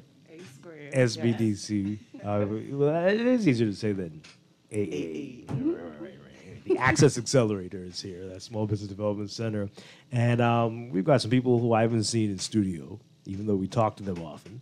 In what, 2-3 years? Exactly. This is the first time. You can get this. Sorry. No, yeah, we're playing with the mics here. But but it's we finally get to see Phyllice Bethel and Tehranique Darrell in studio with us this morning. Welcome. Hi, Dwight. Nice to see you in person. Nice for the first time. Exactly. Wow. But we talk almost every month. Yes. This is wild what this world has become, eh? And Tehranique, great to have you. We're all reminiscing about long ago days before the show started. But you are here to talk about a couple of big things, the Family Island Development Program and the Small Summer Entrepreneurship Training and Mentorship Series. Correct. It's a lot. Yes. It's a lot going on. Yes. Always a lot happening at A squared. Always. We never really stop. All right. So who's going to start? Which one are we talking about first? Family Island. Yeah. Okay, Tehranique. And you're the Family Island manager. Yes. Yeah. Okay. Yeah. So, well, I guess that means that I have responsibility for all of the family islands where we have presence, as well as making sure that all family islands have access to the same services as New Providence, Grand Bahama, all of the largely populated islands. A squared is currently kind of drilling down on a focus on family island development. So whereas, I don't want to date myself, but like way back in the day when we called them the out islands. So we're changing that culture. They've changed it to the family islands, and that's how we intend to treat them. And so where family island residents sometimes feel disconnected or disjointed from programmatic interventions that we develop, we're now shifting the focus slightly. So not saying that New Providence and Grand Bahama are not going to get the same attention, but we're focusing on developing the family islands. There's a lot of potential. There are a lot of people waiting to be engaged. Well, that's a perception that the potential is all in the family islands. Right. And that's the thing. So over a period of time, the word potential can start to kind of, it's like, if I hear potential one more time, right? And so driving that potential into economic impacts or into, I guess, from idea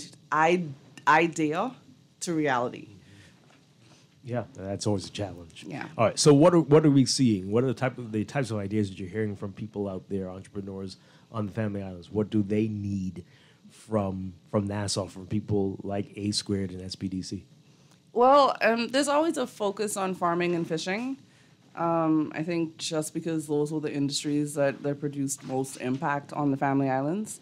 What we're trying to do through our advisory services is sort of lead or guide clients into diversification. So not just field farming or just hopping on a boat and catching some fish, but maybe we need to develop an ecosystem around those industries to sort of broaden the options for entry. So with farming, let's say we can have more bee farmers, or we can have people who develop shade houses, or we can have that company that sells all the chemicals or the fertilizers.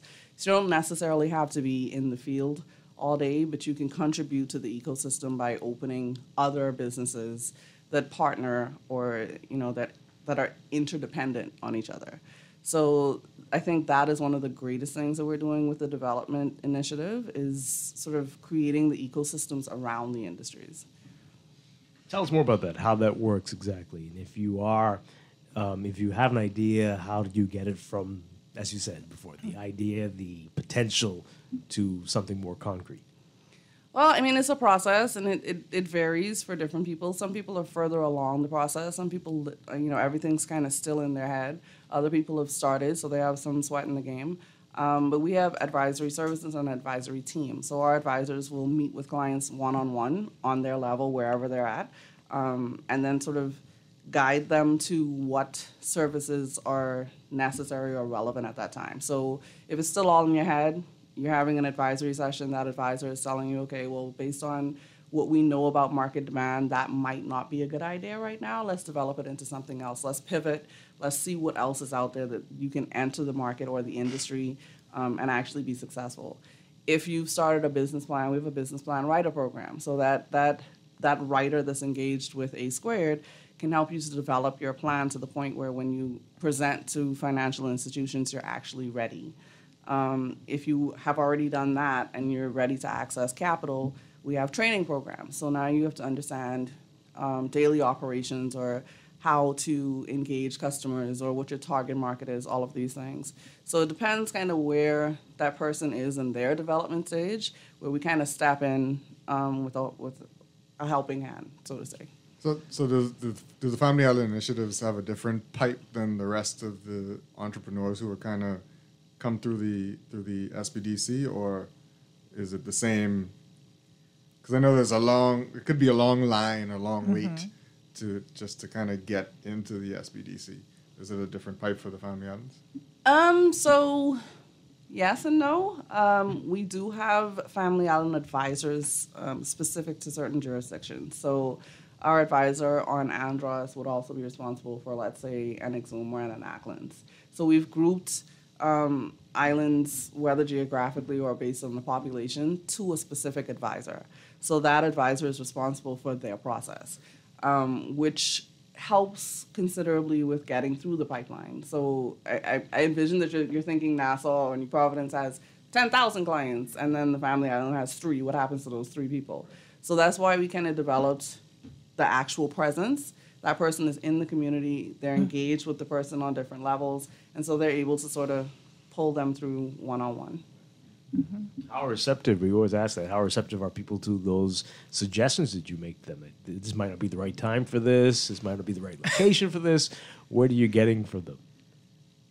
For the most part, people are very receptive. I think your core idea is what's important.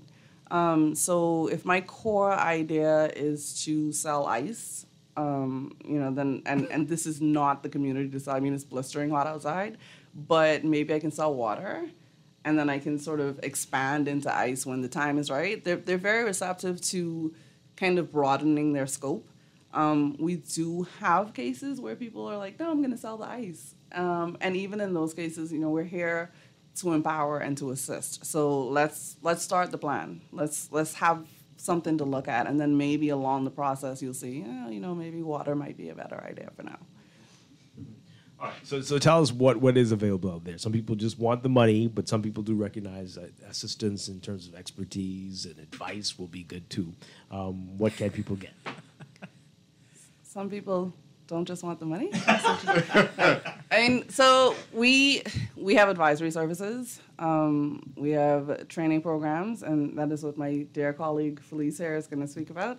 And these training programs are sort of tailored to the demographic, right? So a Nassau client might not necessarily need a workshop on banking online, but an Inagua client might, right? So once we kind of get into these communities on our Family Island tours and figure out what it is that they need, we develop training programs specific to that need.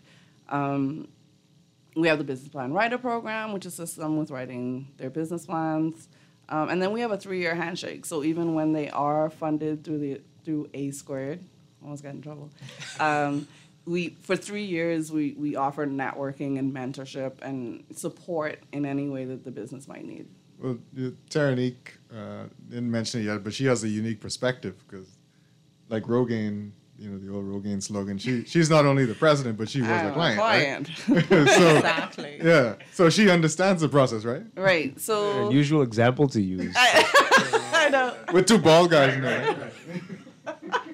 Yeah, so I do. I started the process very early in I think A Squared's infancy stages as a client. So, in speaking with clients and, it's taking so long and what's going on here and what's going on, I'm like, I've been there. But if you have to hold firm to your passion or your idea. And I think that perspective or all of the experiences that I've had from beginning to now, is valuable to my clients. I can speak to each area of the process. I can speak to what it feels like once you've finally been funded. I can speak to being crippled when you have the money. I can speak to, the COVID interruption. So on varying levels, I think the conversation becomes very real. So Tehranique, when you speak about, because we always get this question, how long is the process going to take? And you said something about sometimes the process can be long. From your experience, what delayed your process so that people can hear? I'm going to have to take ownership for that. The delay in my process was my fault. I don't actually know how to pretty that up. So I had all of the resources. I had a team behind me. I had an advisor. I was funded. I had great equity partners. COVID came along, and I just kind of froze. And even that experience, we've had clients that just kind of freeze. You do all this hard work and the groundwork before, and then you get funded, and it's like, oh, okay, this is really, really real now. What do I do? COVID sort of, for me, a lot of my, preparation to open was construction. And so the price increases and the country lockdowns and shutdowns, they sort of delayed completing that part of the process. And then for most entrepreneurs, they haven't quite taken like the entire jump.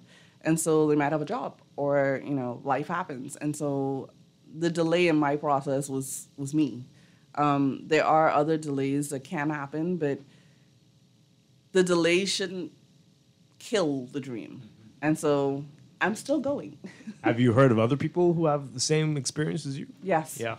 Yes. Here. Oh my gosh. Here. Well, me, full disclosure, I'm in the program as well. And I made it to the bank stage, and the bank denied the funding. And I'm back around again with a new business plan. I went through the business plan writing program, and I have a new business plan, and now we're going back to the bank. Right. So my process has been all of 5 years.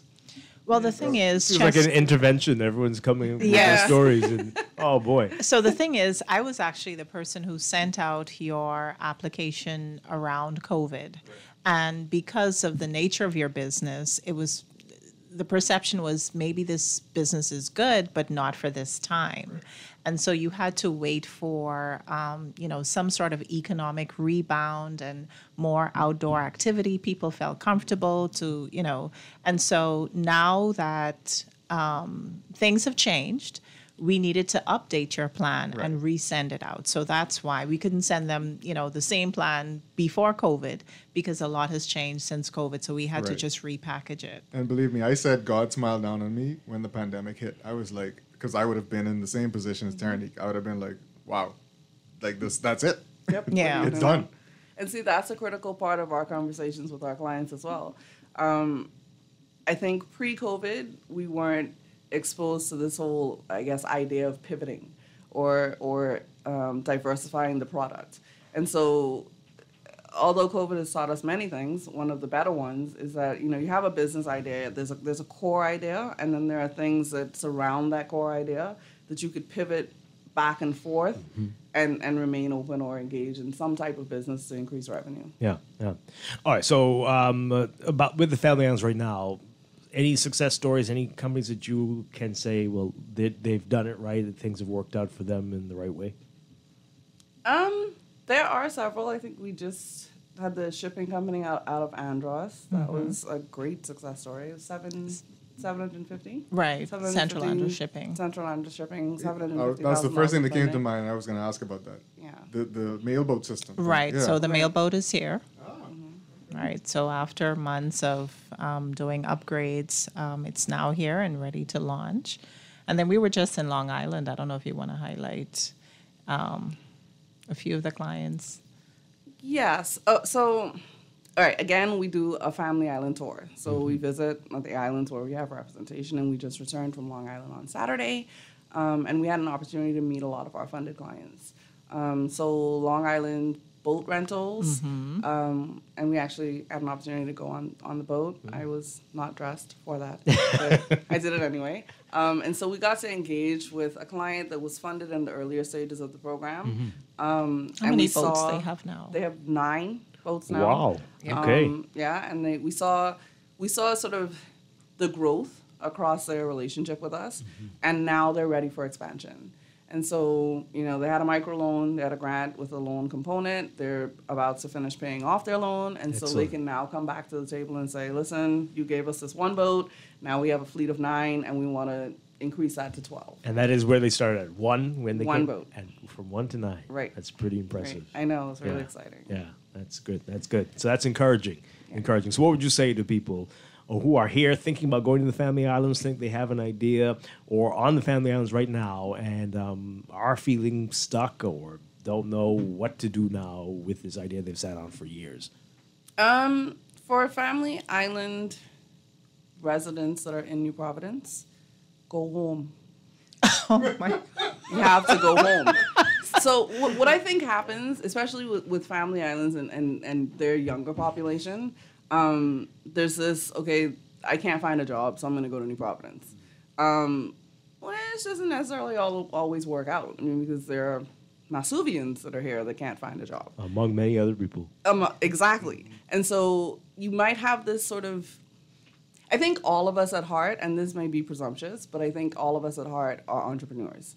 There is something that we want to do. There is a dream job that we want to create.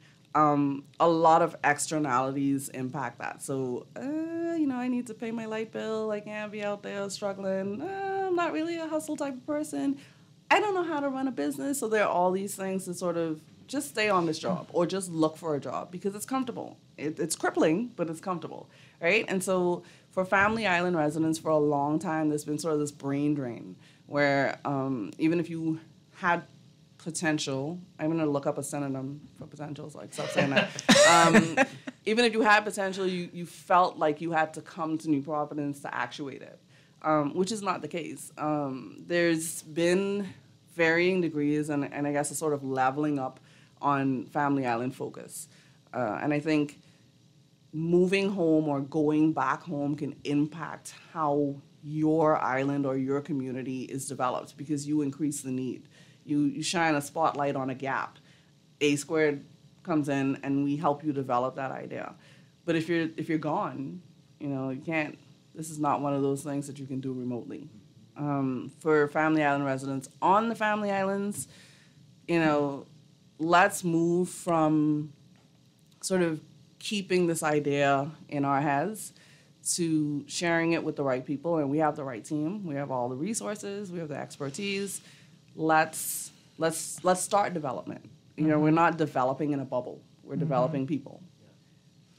Right, and the thing is, a lot of times, Family Island entrepreneurs believe that funding opportunities are really limited for them, especially when you consider a lot of islands don't have a commercial bank presence.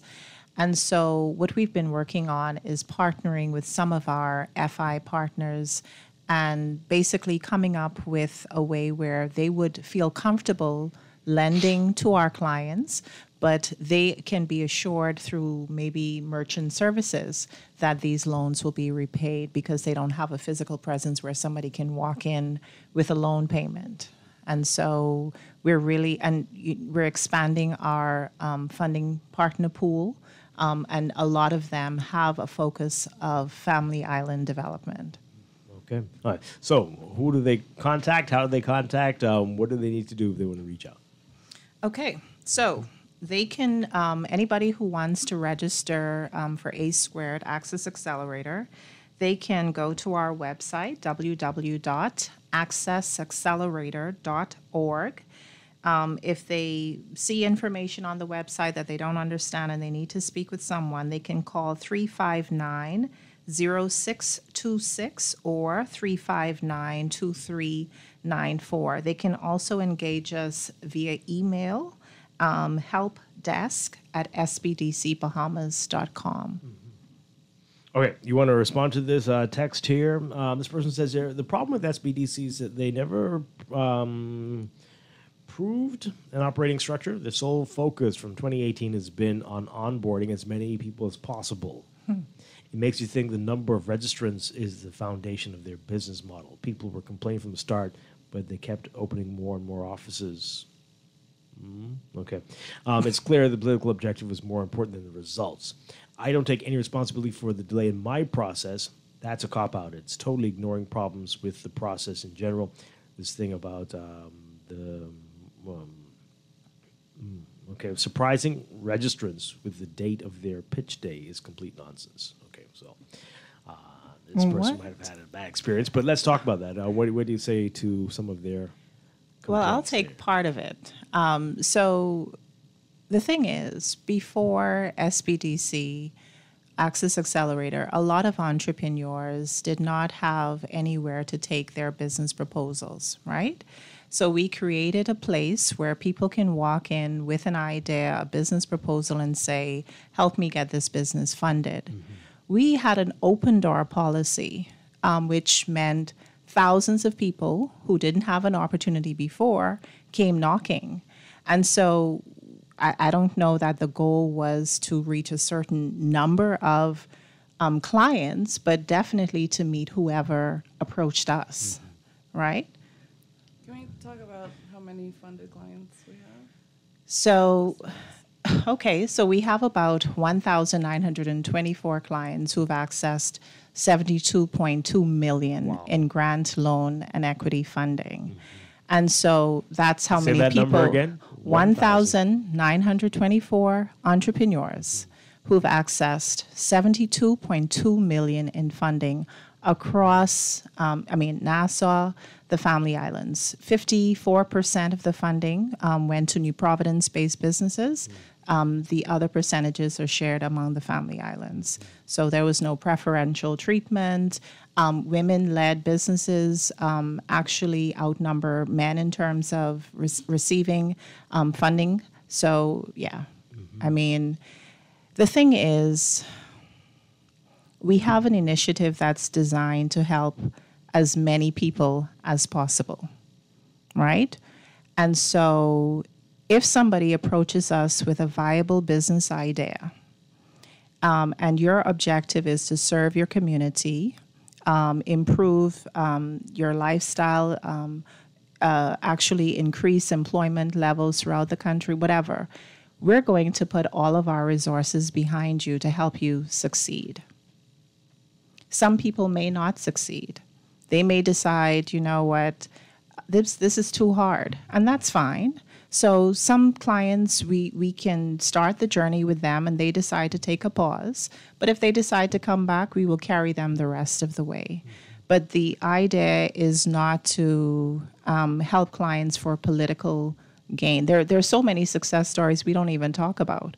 Like when Tehranique was talking about the Family Island residents, while we were there, a lot of them were talking about the fact that because we have a bank here, we need to go to Exuma, but there's no reliable ferry service that takes us between Long Island and Exuma. That problem has been solved. We just were there last week, and we've already connected them with somebody in Exuma who has the boat, who can facilitate that process. But we don't, only because we're here and we're talking about it and because that person texted, you're hearing this. But there are so many ways that we help entrepreneurs outside of funding. And so, yeah. And we hope during this series we'll highlight more Exactly. of those as you hear twice a month with us on Morning Blend Business. So hopefully that will answer the texters' questions there. Yeah? All right. You have a smile. Tehranique, let it out and say what you have to say. Yes, please. Say what you have to say. I think with anything, people have different experiences. And when you're trying to service 6,000-7,000 people with a team of core team of 16 people, so just full disclosure, each member of our team has been asked at least once if we have a life outside of SBDC. Oh boy. Okay, because we don't have a team that's in it for, I just want to get paid at the end of the month, or I just want to raise my stats or make my resume look good. We have a team that cares. Like we literally think about these things. Like I can think about clients in very specific terms. Like I know their children, and not to say that, you know, I guess bad experiences won't happen, but I don't know that it's fair to sort of generalize the whole process or the whole organization on a few bad experiences. Like Phyllice said, I mean, we've been working really hard the past 3 years, and our funded clients are, you know, developing and expanding, and that's what's important to us, not how many clients are in the pipeline. Well, I think some people can't, like this texter they just can't take it. They can't take the pressure of, I don't know what they went through. But I saw it as a complete learning experience. Having to get the business plan writer and going through my plan with her, outside of the first plan that I did, I mean, there were so many things that were brought up, and she was asking me questions, and I was like, and she even said, "No, I think your projections are crazy," and I was like, "That hurt, but maybe you're right," you know. Reality check. Yeah, and so, you know, these things are what you have to go through. And Chester, trust me, it's better you learn that lesson on paper, right? Yeah. Than once you've gotten funded and you learning those lessons on the back end. That could be a horrible experience. I look around on this island every day, and I see established companies that have expanded. I'm like, did you all really look into this wisely? Because this is not going to work. And you wonder if they have a team advising them about these things. And exactly. Clearly they don't. But okay, so you mentioned this before. You joked about it. People just really want the money. These testers, I'm going to edit this a bit, but they're saying the process needs to be simplified. Some people just aren't into the advice and hearing from others, and they just want, give me the money. What do you say to those people? The thing is,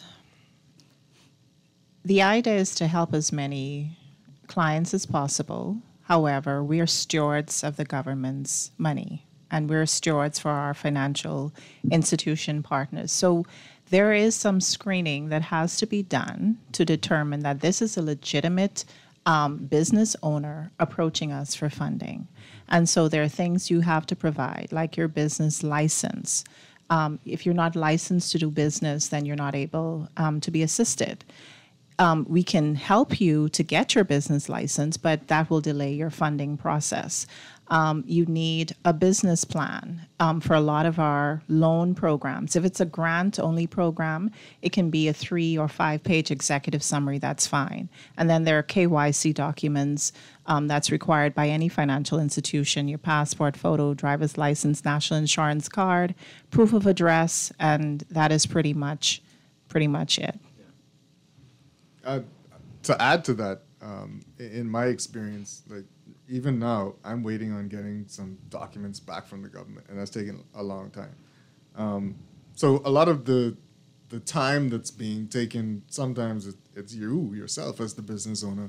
You feel like this process is long, but a lot of it doesn't have anything to do with A squared. Right. Right? It has to do with other processes that you need to go through. Exactly. Fixing your financials, like, exactly. those kinds of things.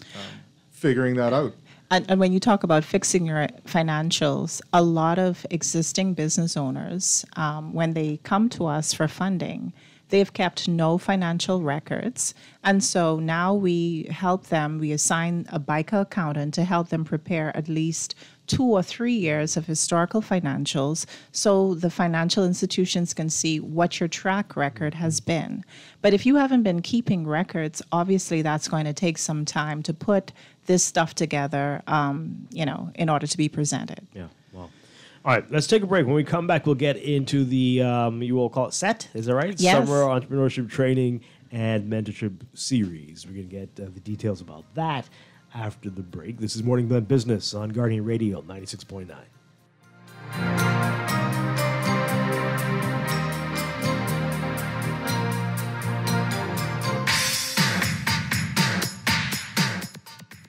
Beulah gal, can you believe this? We are now the patrol queens of the neighborhood. We now large and in charge. So we need to check out what's going on in everybody's yard. What about that gun that we know that Junior and his homeboys just ran out? Can we report that too? Of course we can. But we could be in deep trouble if they find out. We need to report what we see, Beulah. When you call Crime Stoppers, they just answer your call in Miami. So then we can report everything? Guns, where they hiding the drugs, who shoot who part of which gang, or who disturbing the peace with the loud music and the motorcycles. Then our neighborhood will be the best in the Bahamas, and everybody gonna want to come live here. And then our house price will go up, gal. So what we waiting on? What's the number? If you see something, say something.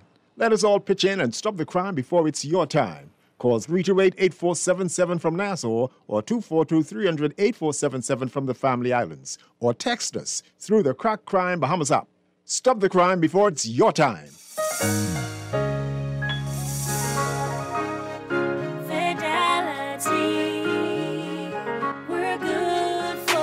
We know how important collecting your money can be to the success of your business. Start your relationship with Fidelity today so that we can show you the many options available to you with our merchant services. From click and pay options online to merchant terminals and e-commerce options. We're here to help your business succeed. For more details, speak to one of our business development officers at 356-7764 in Nassau or 352-6676 in Freeport. Visit our website at fidelitygroup.com or visit any of our branches.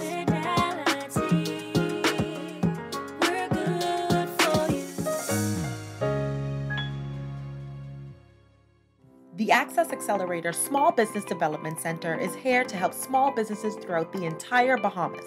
To better serve you, we've made it easier to contact us.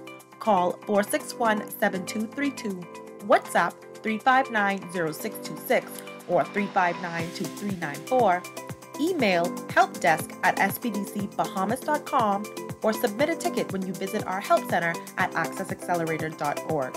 The Access Accelerator, empowering small business. Switch for better when you move your mortgage to Scotiabank. Leave behind that old mortgage plan and open the door to a low interest rate. No payments for up to 2 months and cash back of 2.5% of the mortgage amount up to US $10,000. And guess what? It gets better. Apply for your Scotiabank credit card and enjoy a low 9.99% introductory rate for the first 6 months. Switch for better and upgrade your mortgage today with Scotiabank. Offer ends June 30th, 2022. Ready to save? You can put $100 into the CFAL Savings Express Plan and make sure your money keeps growing. Earn interest on your savings while you're sleeping, eating, or standing in line at the bank. Ready to invest? Start by putting $1,000 into our mutual funds and earn interest there too. Because at CFAL, your interest is our interest. Visit CFAL.com to start now.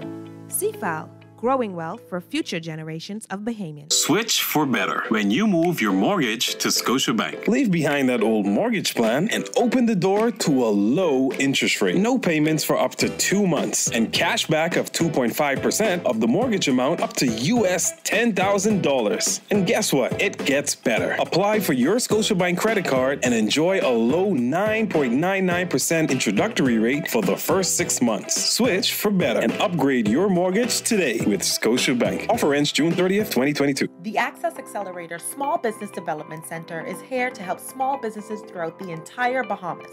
To better serve you, we've made it easier to contact us.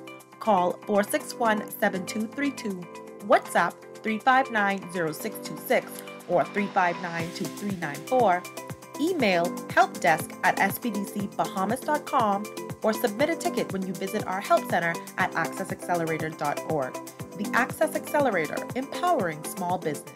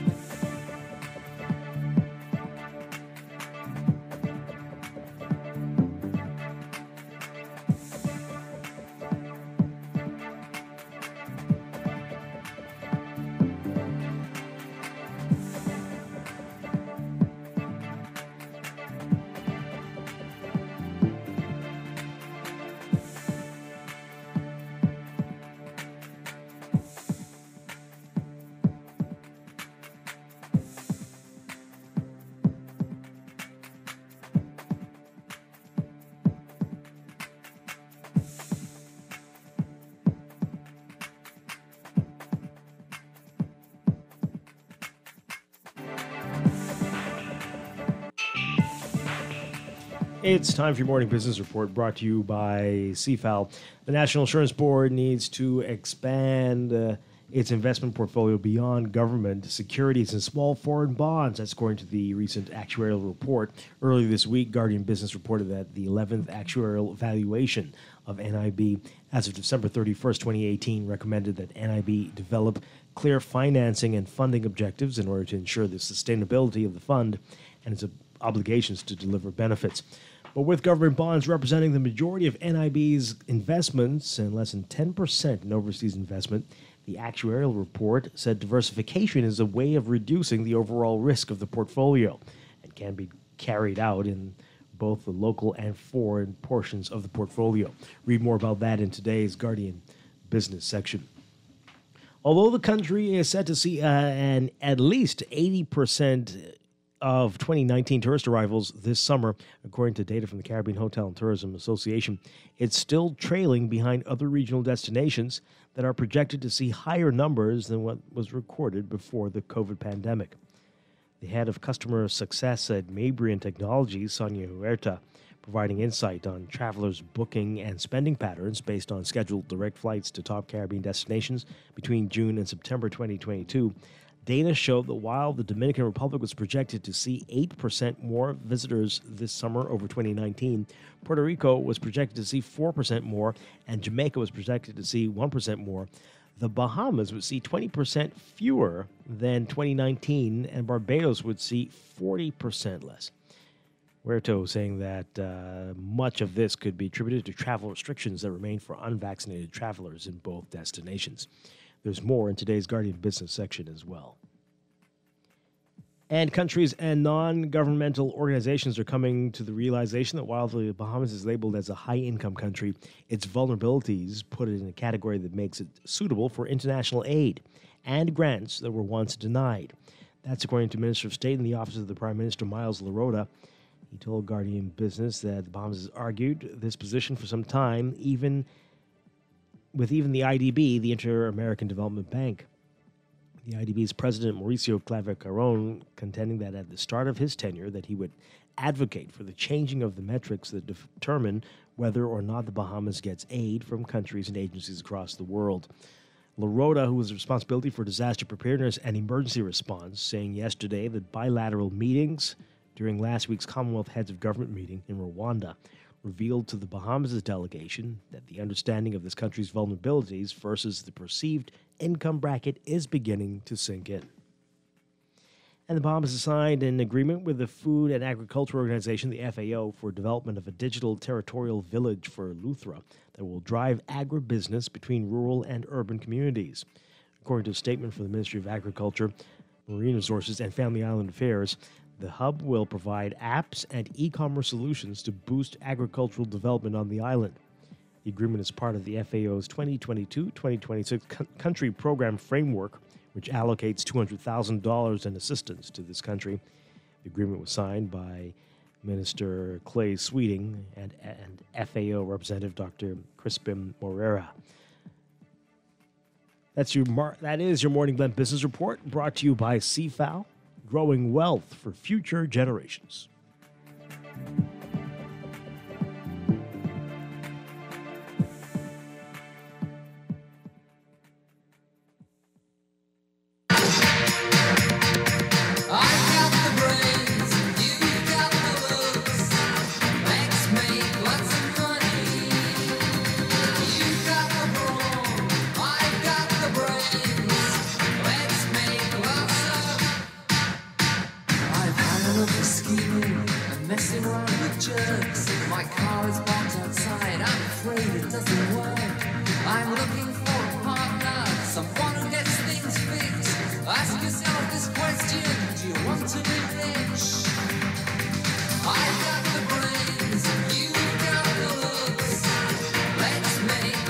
We are back here with Morning Glen Business on Guardian Radio 96.9. Dwight Strachan along with Chester Robards. We are talking with our friends from A Squared SBDC. That's the Access Accelerator, Small Business Development Center. We've got Phyllice Bethel, the head of advisory services, and Tehranique Darrell, the Family Island manager. And all right, so summer entrepreneurship training and mentorship series. Entrepreneurship Training and Mentorship Series is designed for Bahamians interested in starting or growing a micro, small, or medium-sized business. And SET is the acronym, and Tehranique actually came up with the tagline, "Set yourself up for success." Yes, she did. That's very. She was like, good. "Phyllice, I don't know if this is corny, but I kind of like this." And yeah, A little bit I corny, love but it. it's very good. It's very good. So what's unique about the series is that the training sessions are not facilitated by college professors or business consultants, but by exceptional entrepreneurs who are willing to share their past successes and failures in order to teach other entrepreneurs on a variety of topics like what's your why, define your brand, build your tribe, count your cost, does price equal value? And so we have a lot of interesting topics that will be covered. In addition to the entrepreneurs who will be speaking, each night we will feature 2 entrepreneurs who will share product samples and information about their brand. So for example, the training sessions will launch Tuesday, July 12th at 6 p.m. And if you register for in-person attendance, you will get to experience Mudda-Freeze ice cream and Bakehouse pastries. Yes, so we'll have product samples available, and then throughout the 15-week training schedule. That's a great name for ice cream, eh? Mudda-Freeze, Mudda-Freeze. right. Wow. Yes, exactly. And so throughout the training schedule, we'll have 3 pitch competitions as well. So there are prizes, cash prizes involved. We won't name any amounts, but entrepreneurs will have the opportunity to defend why their business is an ideal model, let's say, for example, for an innovative business, a global business, sustainable business. So the 3 pitch competitions will be themed around innovation, having, export and being sustainable. And outside of the training sessions, the pitch competitions, we have mentorship groups. So on Tuesdays, 6 to 7, you'll have the training sessions with the entrepreneurs. On Thursdays, you'll have sessions with mentors, and you can ask whatever questions you want to ask. So for instance, the caller who had some issues before, he's welcome to join these mentorship sessions. And you can ask questions about Access Accelerator, about the funding process. You can even ask about how do I get a business license? Because we won't only engage our consultants, but external consultants from business license office. We're even going to have an FDA consultant who will speak to how do you become FDA approved in order to export your products. So SET will run 15 weeks starting July 12th. And in order to How many weeks, you said? 15 weeks. 15, okay. 15 weeks. And so those 15 weeks include 12 training sessions and 3 pitch competitions. That's pretty extensive. That's a lot going on there. Well, the thing is, we have clients who want different types of entrepreneurial training. So you don't necessarily have to participate in every session. But if you look at the list of topics and the list of speakers and you say, okay, I want to hear about how to price my products, or I want to hear about how to write my business plan, then you can select which sessions you want to participate in. Now, if you want a certificate of completion, then you would obviously attend all of the sessions, but it's up to you to decide which sessions speak more to your specific needs. Okay, so how do you go about registering, and is there a cost? So there's no cost. Wow. No cost. Free product samples. Pitch competitions where you can win money for your business. Right? And so you can register. That's pretty good. Yeah. By the end of today, the registration link will be live, and you can go to our website, www.accessaccelerator.org, and we'll have a page that's strictly dedicated to promoting SET. Any questions you have, again, you can call. There's another number. 461 SBDC. Yeah, look closer to that mic. 461 SBDC. Okay. And again, you can also email helpdesk@sbdcbahamas.com. But you just can't show up one day. No. You have to register. And when you register, you have the option of attending in person. Because it's COVID, in-person attendance is restricted to 50 people. But then we'll have an online platform that will accommodate, let's say, 300 to 500 people. And why the online platform is important is because now this opens it up to the Family Islands in terms of participation. Okay. This is really good. This is the first time you've done anything like this, or? This is the first time we're doing this. Yeah. Before, we had clients enroll in Udemy training courses, but a lot of the facilitators for the Udemy courses are not Bahamians. And so we find that entrepreneurs want to connect with other Bahamian entrepreneurs who understand what it's like to do business in the Bahamas. Now, throughout the training, there are occasions where we will feature entrepreneurs who are Bahamians, but they may be living abroad and killing it over there. And so they're able to share from their experience too. But it's mainly about featuring local entrepreneurs who are exceptional in this environment and able to teach others to do the same thing. Mm-hmm. All right. So our friend, I think you're going to have to reach out to them, talk to them. Okay. This is, yeah. We can, and we will. Okay.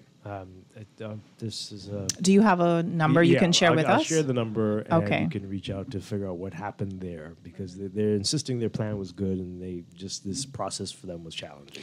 The thing is, and we will find out the specifics around this person's situation, and I'm not speaking directly to them. The thing is, when somebody submits a business plan to SBDC, it goes through a vetting process, right? And so we have an internal investment committee that will meet, look at your business plan. It's not just your business plan, but also supporting documents like your historical financials, your personal statement of affairs that will disclose whether you have any, liabilities, any delinquent loans in your past. All of these things have to be looked at. Once the investment committee approves your application, then it goes out to the financial institutions who do their own due diligence. And if the financial institutions come back and say, look, this plan may have been beautiful, but this client had a loan with us 5 years or 10 years ago that they did not, satisfy based on our expectations.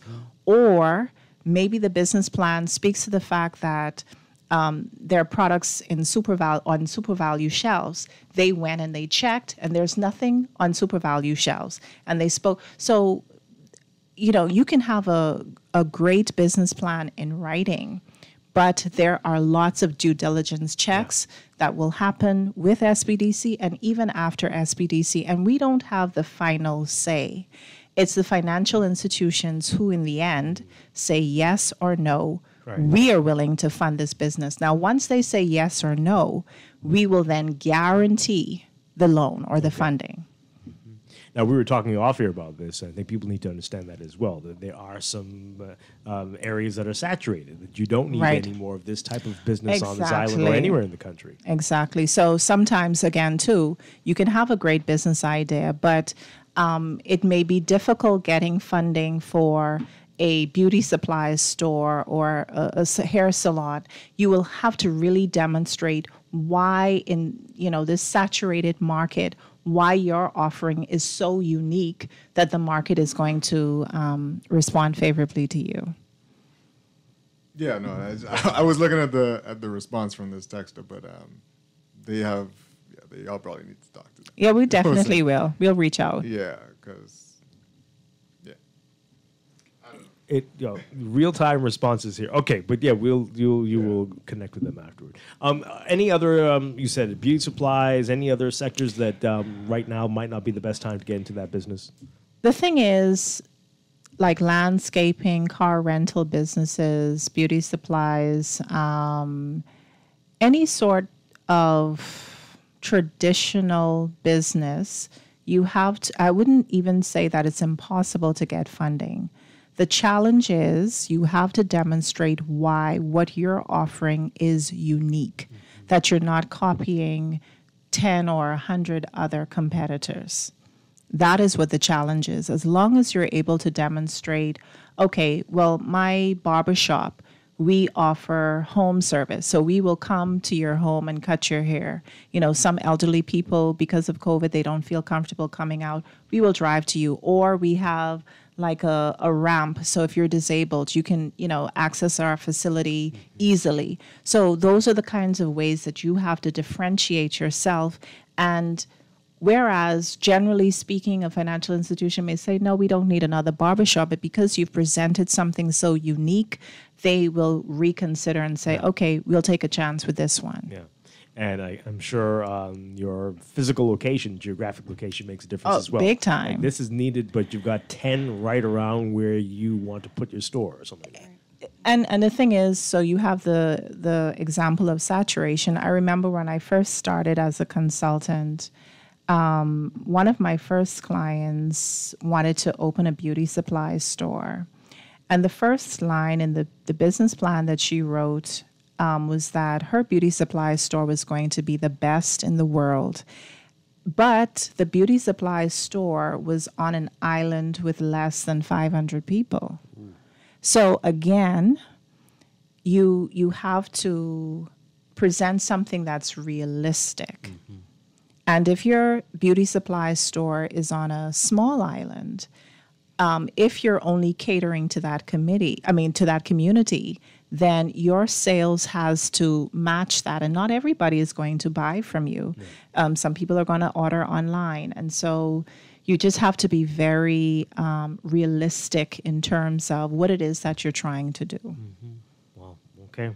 Some harsh realities for some folks, I can imagine. All right, so one more time, tell us about SET. What if you want to register, you say it's going live today on the website. Right, so the registration form is going live on our website today, accessaccelerator.org. And so the main benefits of SET is that you'll get to interact with other entrepreneurs, industry experts. For the pitch competitions, we may have government and hotel procurement employees there. So if you're presenting an extremely good product, who knows, maybe somewhere down the line there could be a contract. Also, you have the mentorship groups. On Thursdays, we'll also have a Facebook page. So it's going to be very interactive. Whenever you have a question or a concern, there's always somebody there to answer. Okay, all right. This is great. And again, Family Islands, Tehranique, what people need to know, how they can contact you? Well, same numbers, but there are listings for our advisors on Family Islands on our website, so accessaccelerator.org, and you'll be able to find the contacts for each individual island representative. Okay. Excellent stuff. It's been great talking with you all in person. Yes, it definitely is Hopefully that'll be the way we do it going forward. But Phyllice, Bethel, sure. Tehranique, Darrell, thank you so much for being here with us this morning. I really enjoyed it. Yeah, Thank you. Same here. All right. Looking forward to seeing you all in a couple of weeks. Again, this is twice monthly right here on Morning Blend Business. And Chester, thank you for being here this morning. Always a pleasure. I'll see you next week, and I'll be back tomorrow morning with more Morning Blend and Morning Blend Business right here on Guardian Radio 96.9. Dwight Strachan, have a great day, everybody. Stay tuned for On the Clock with Aaron Green coming up next. Wake up, it's a new day. Wake up, it's a new day.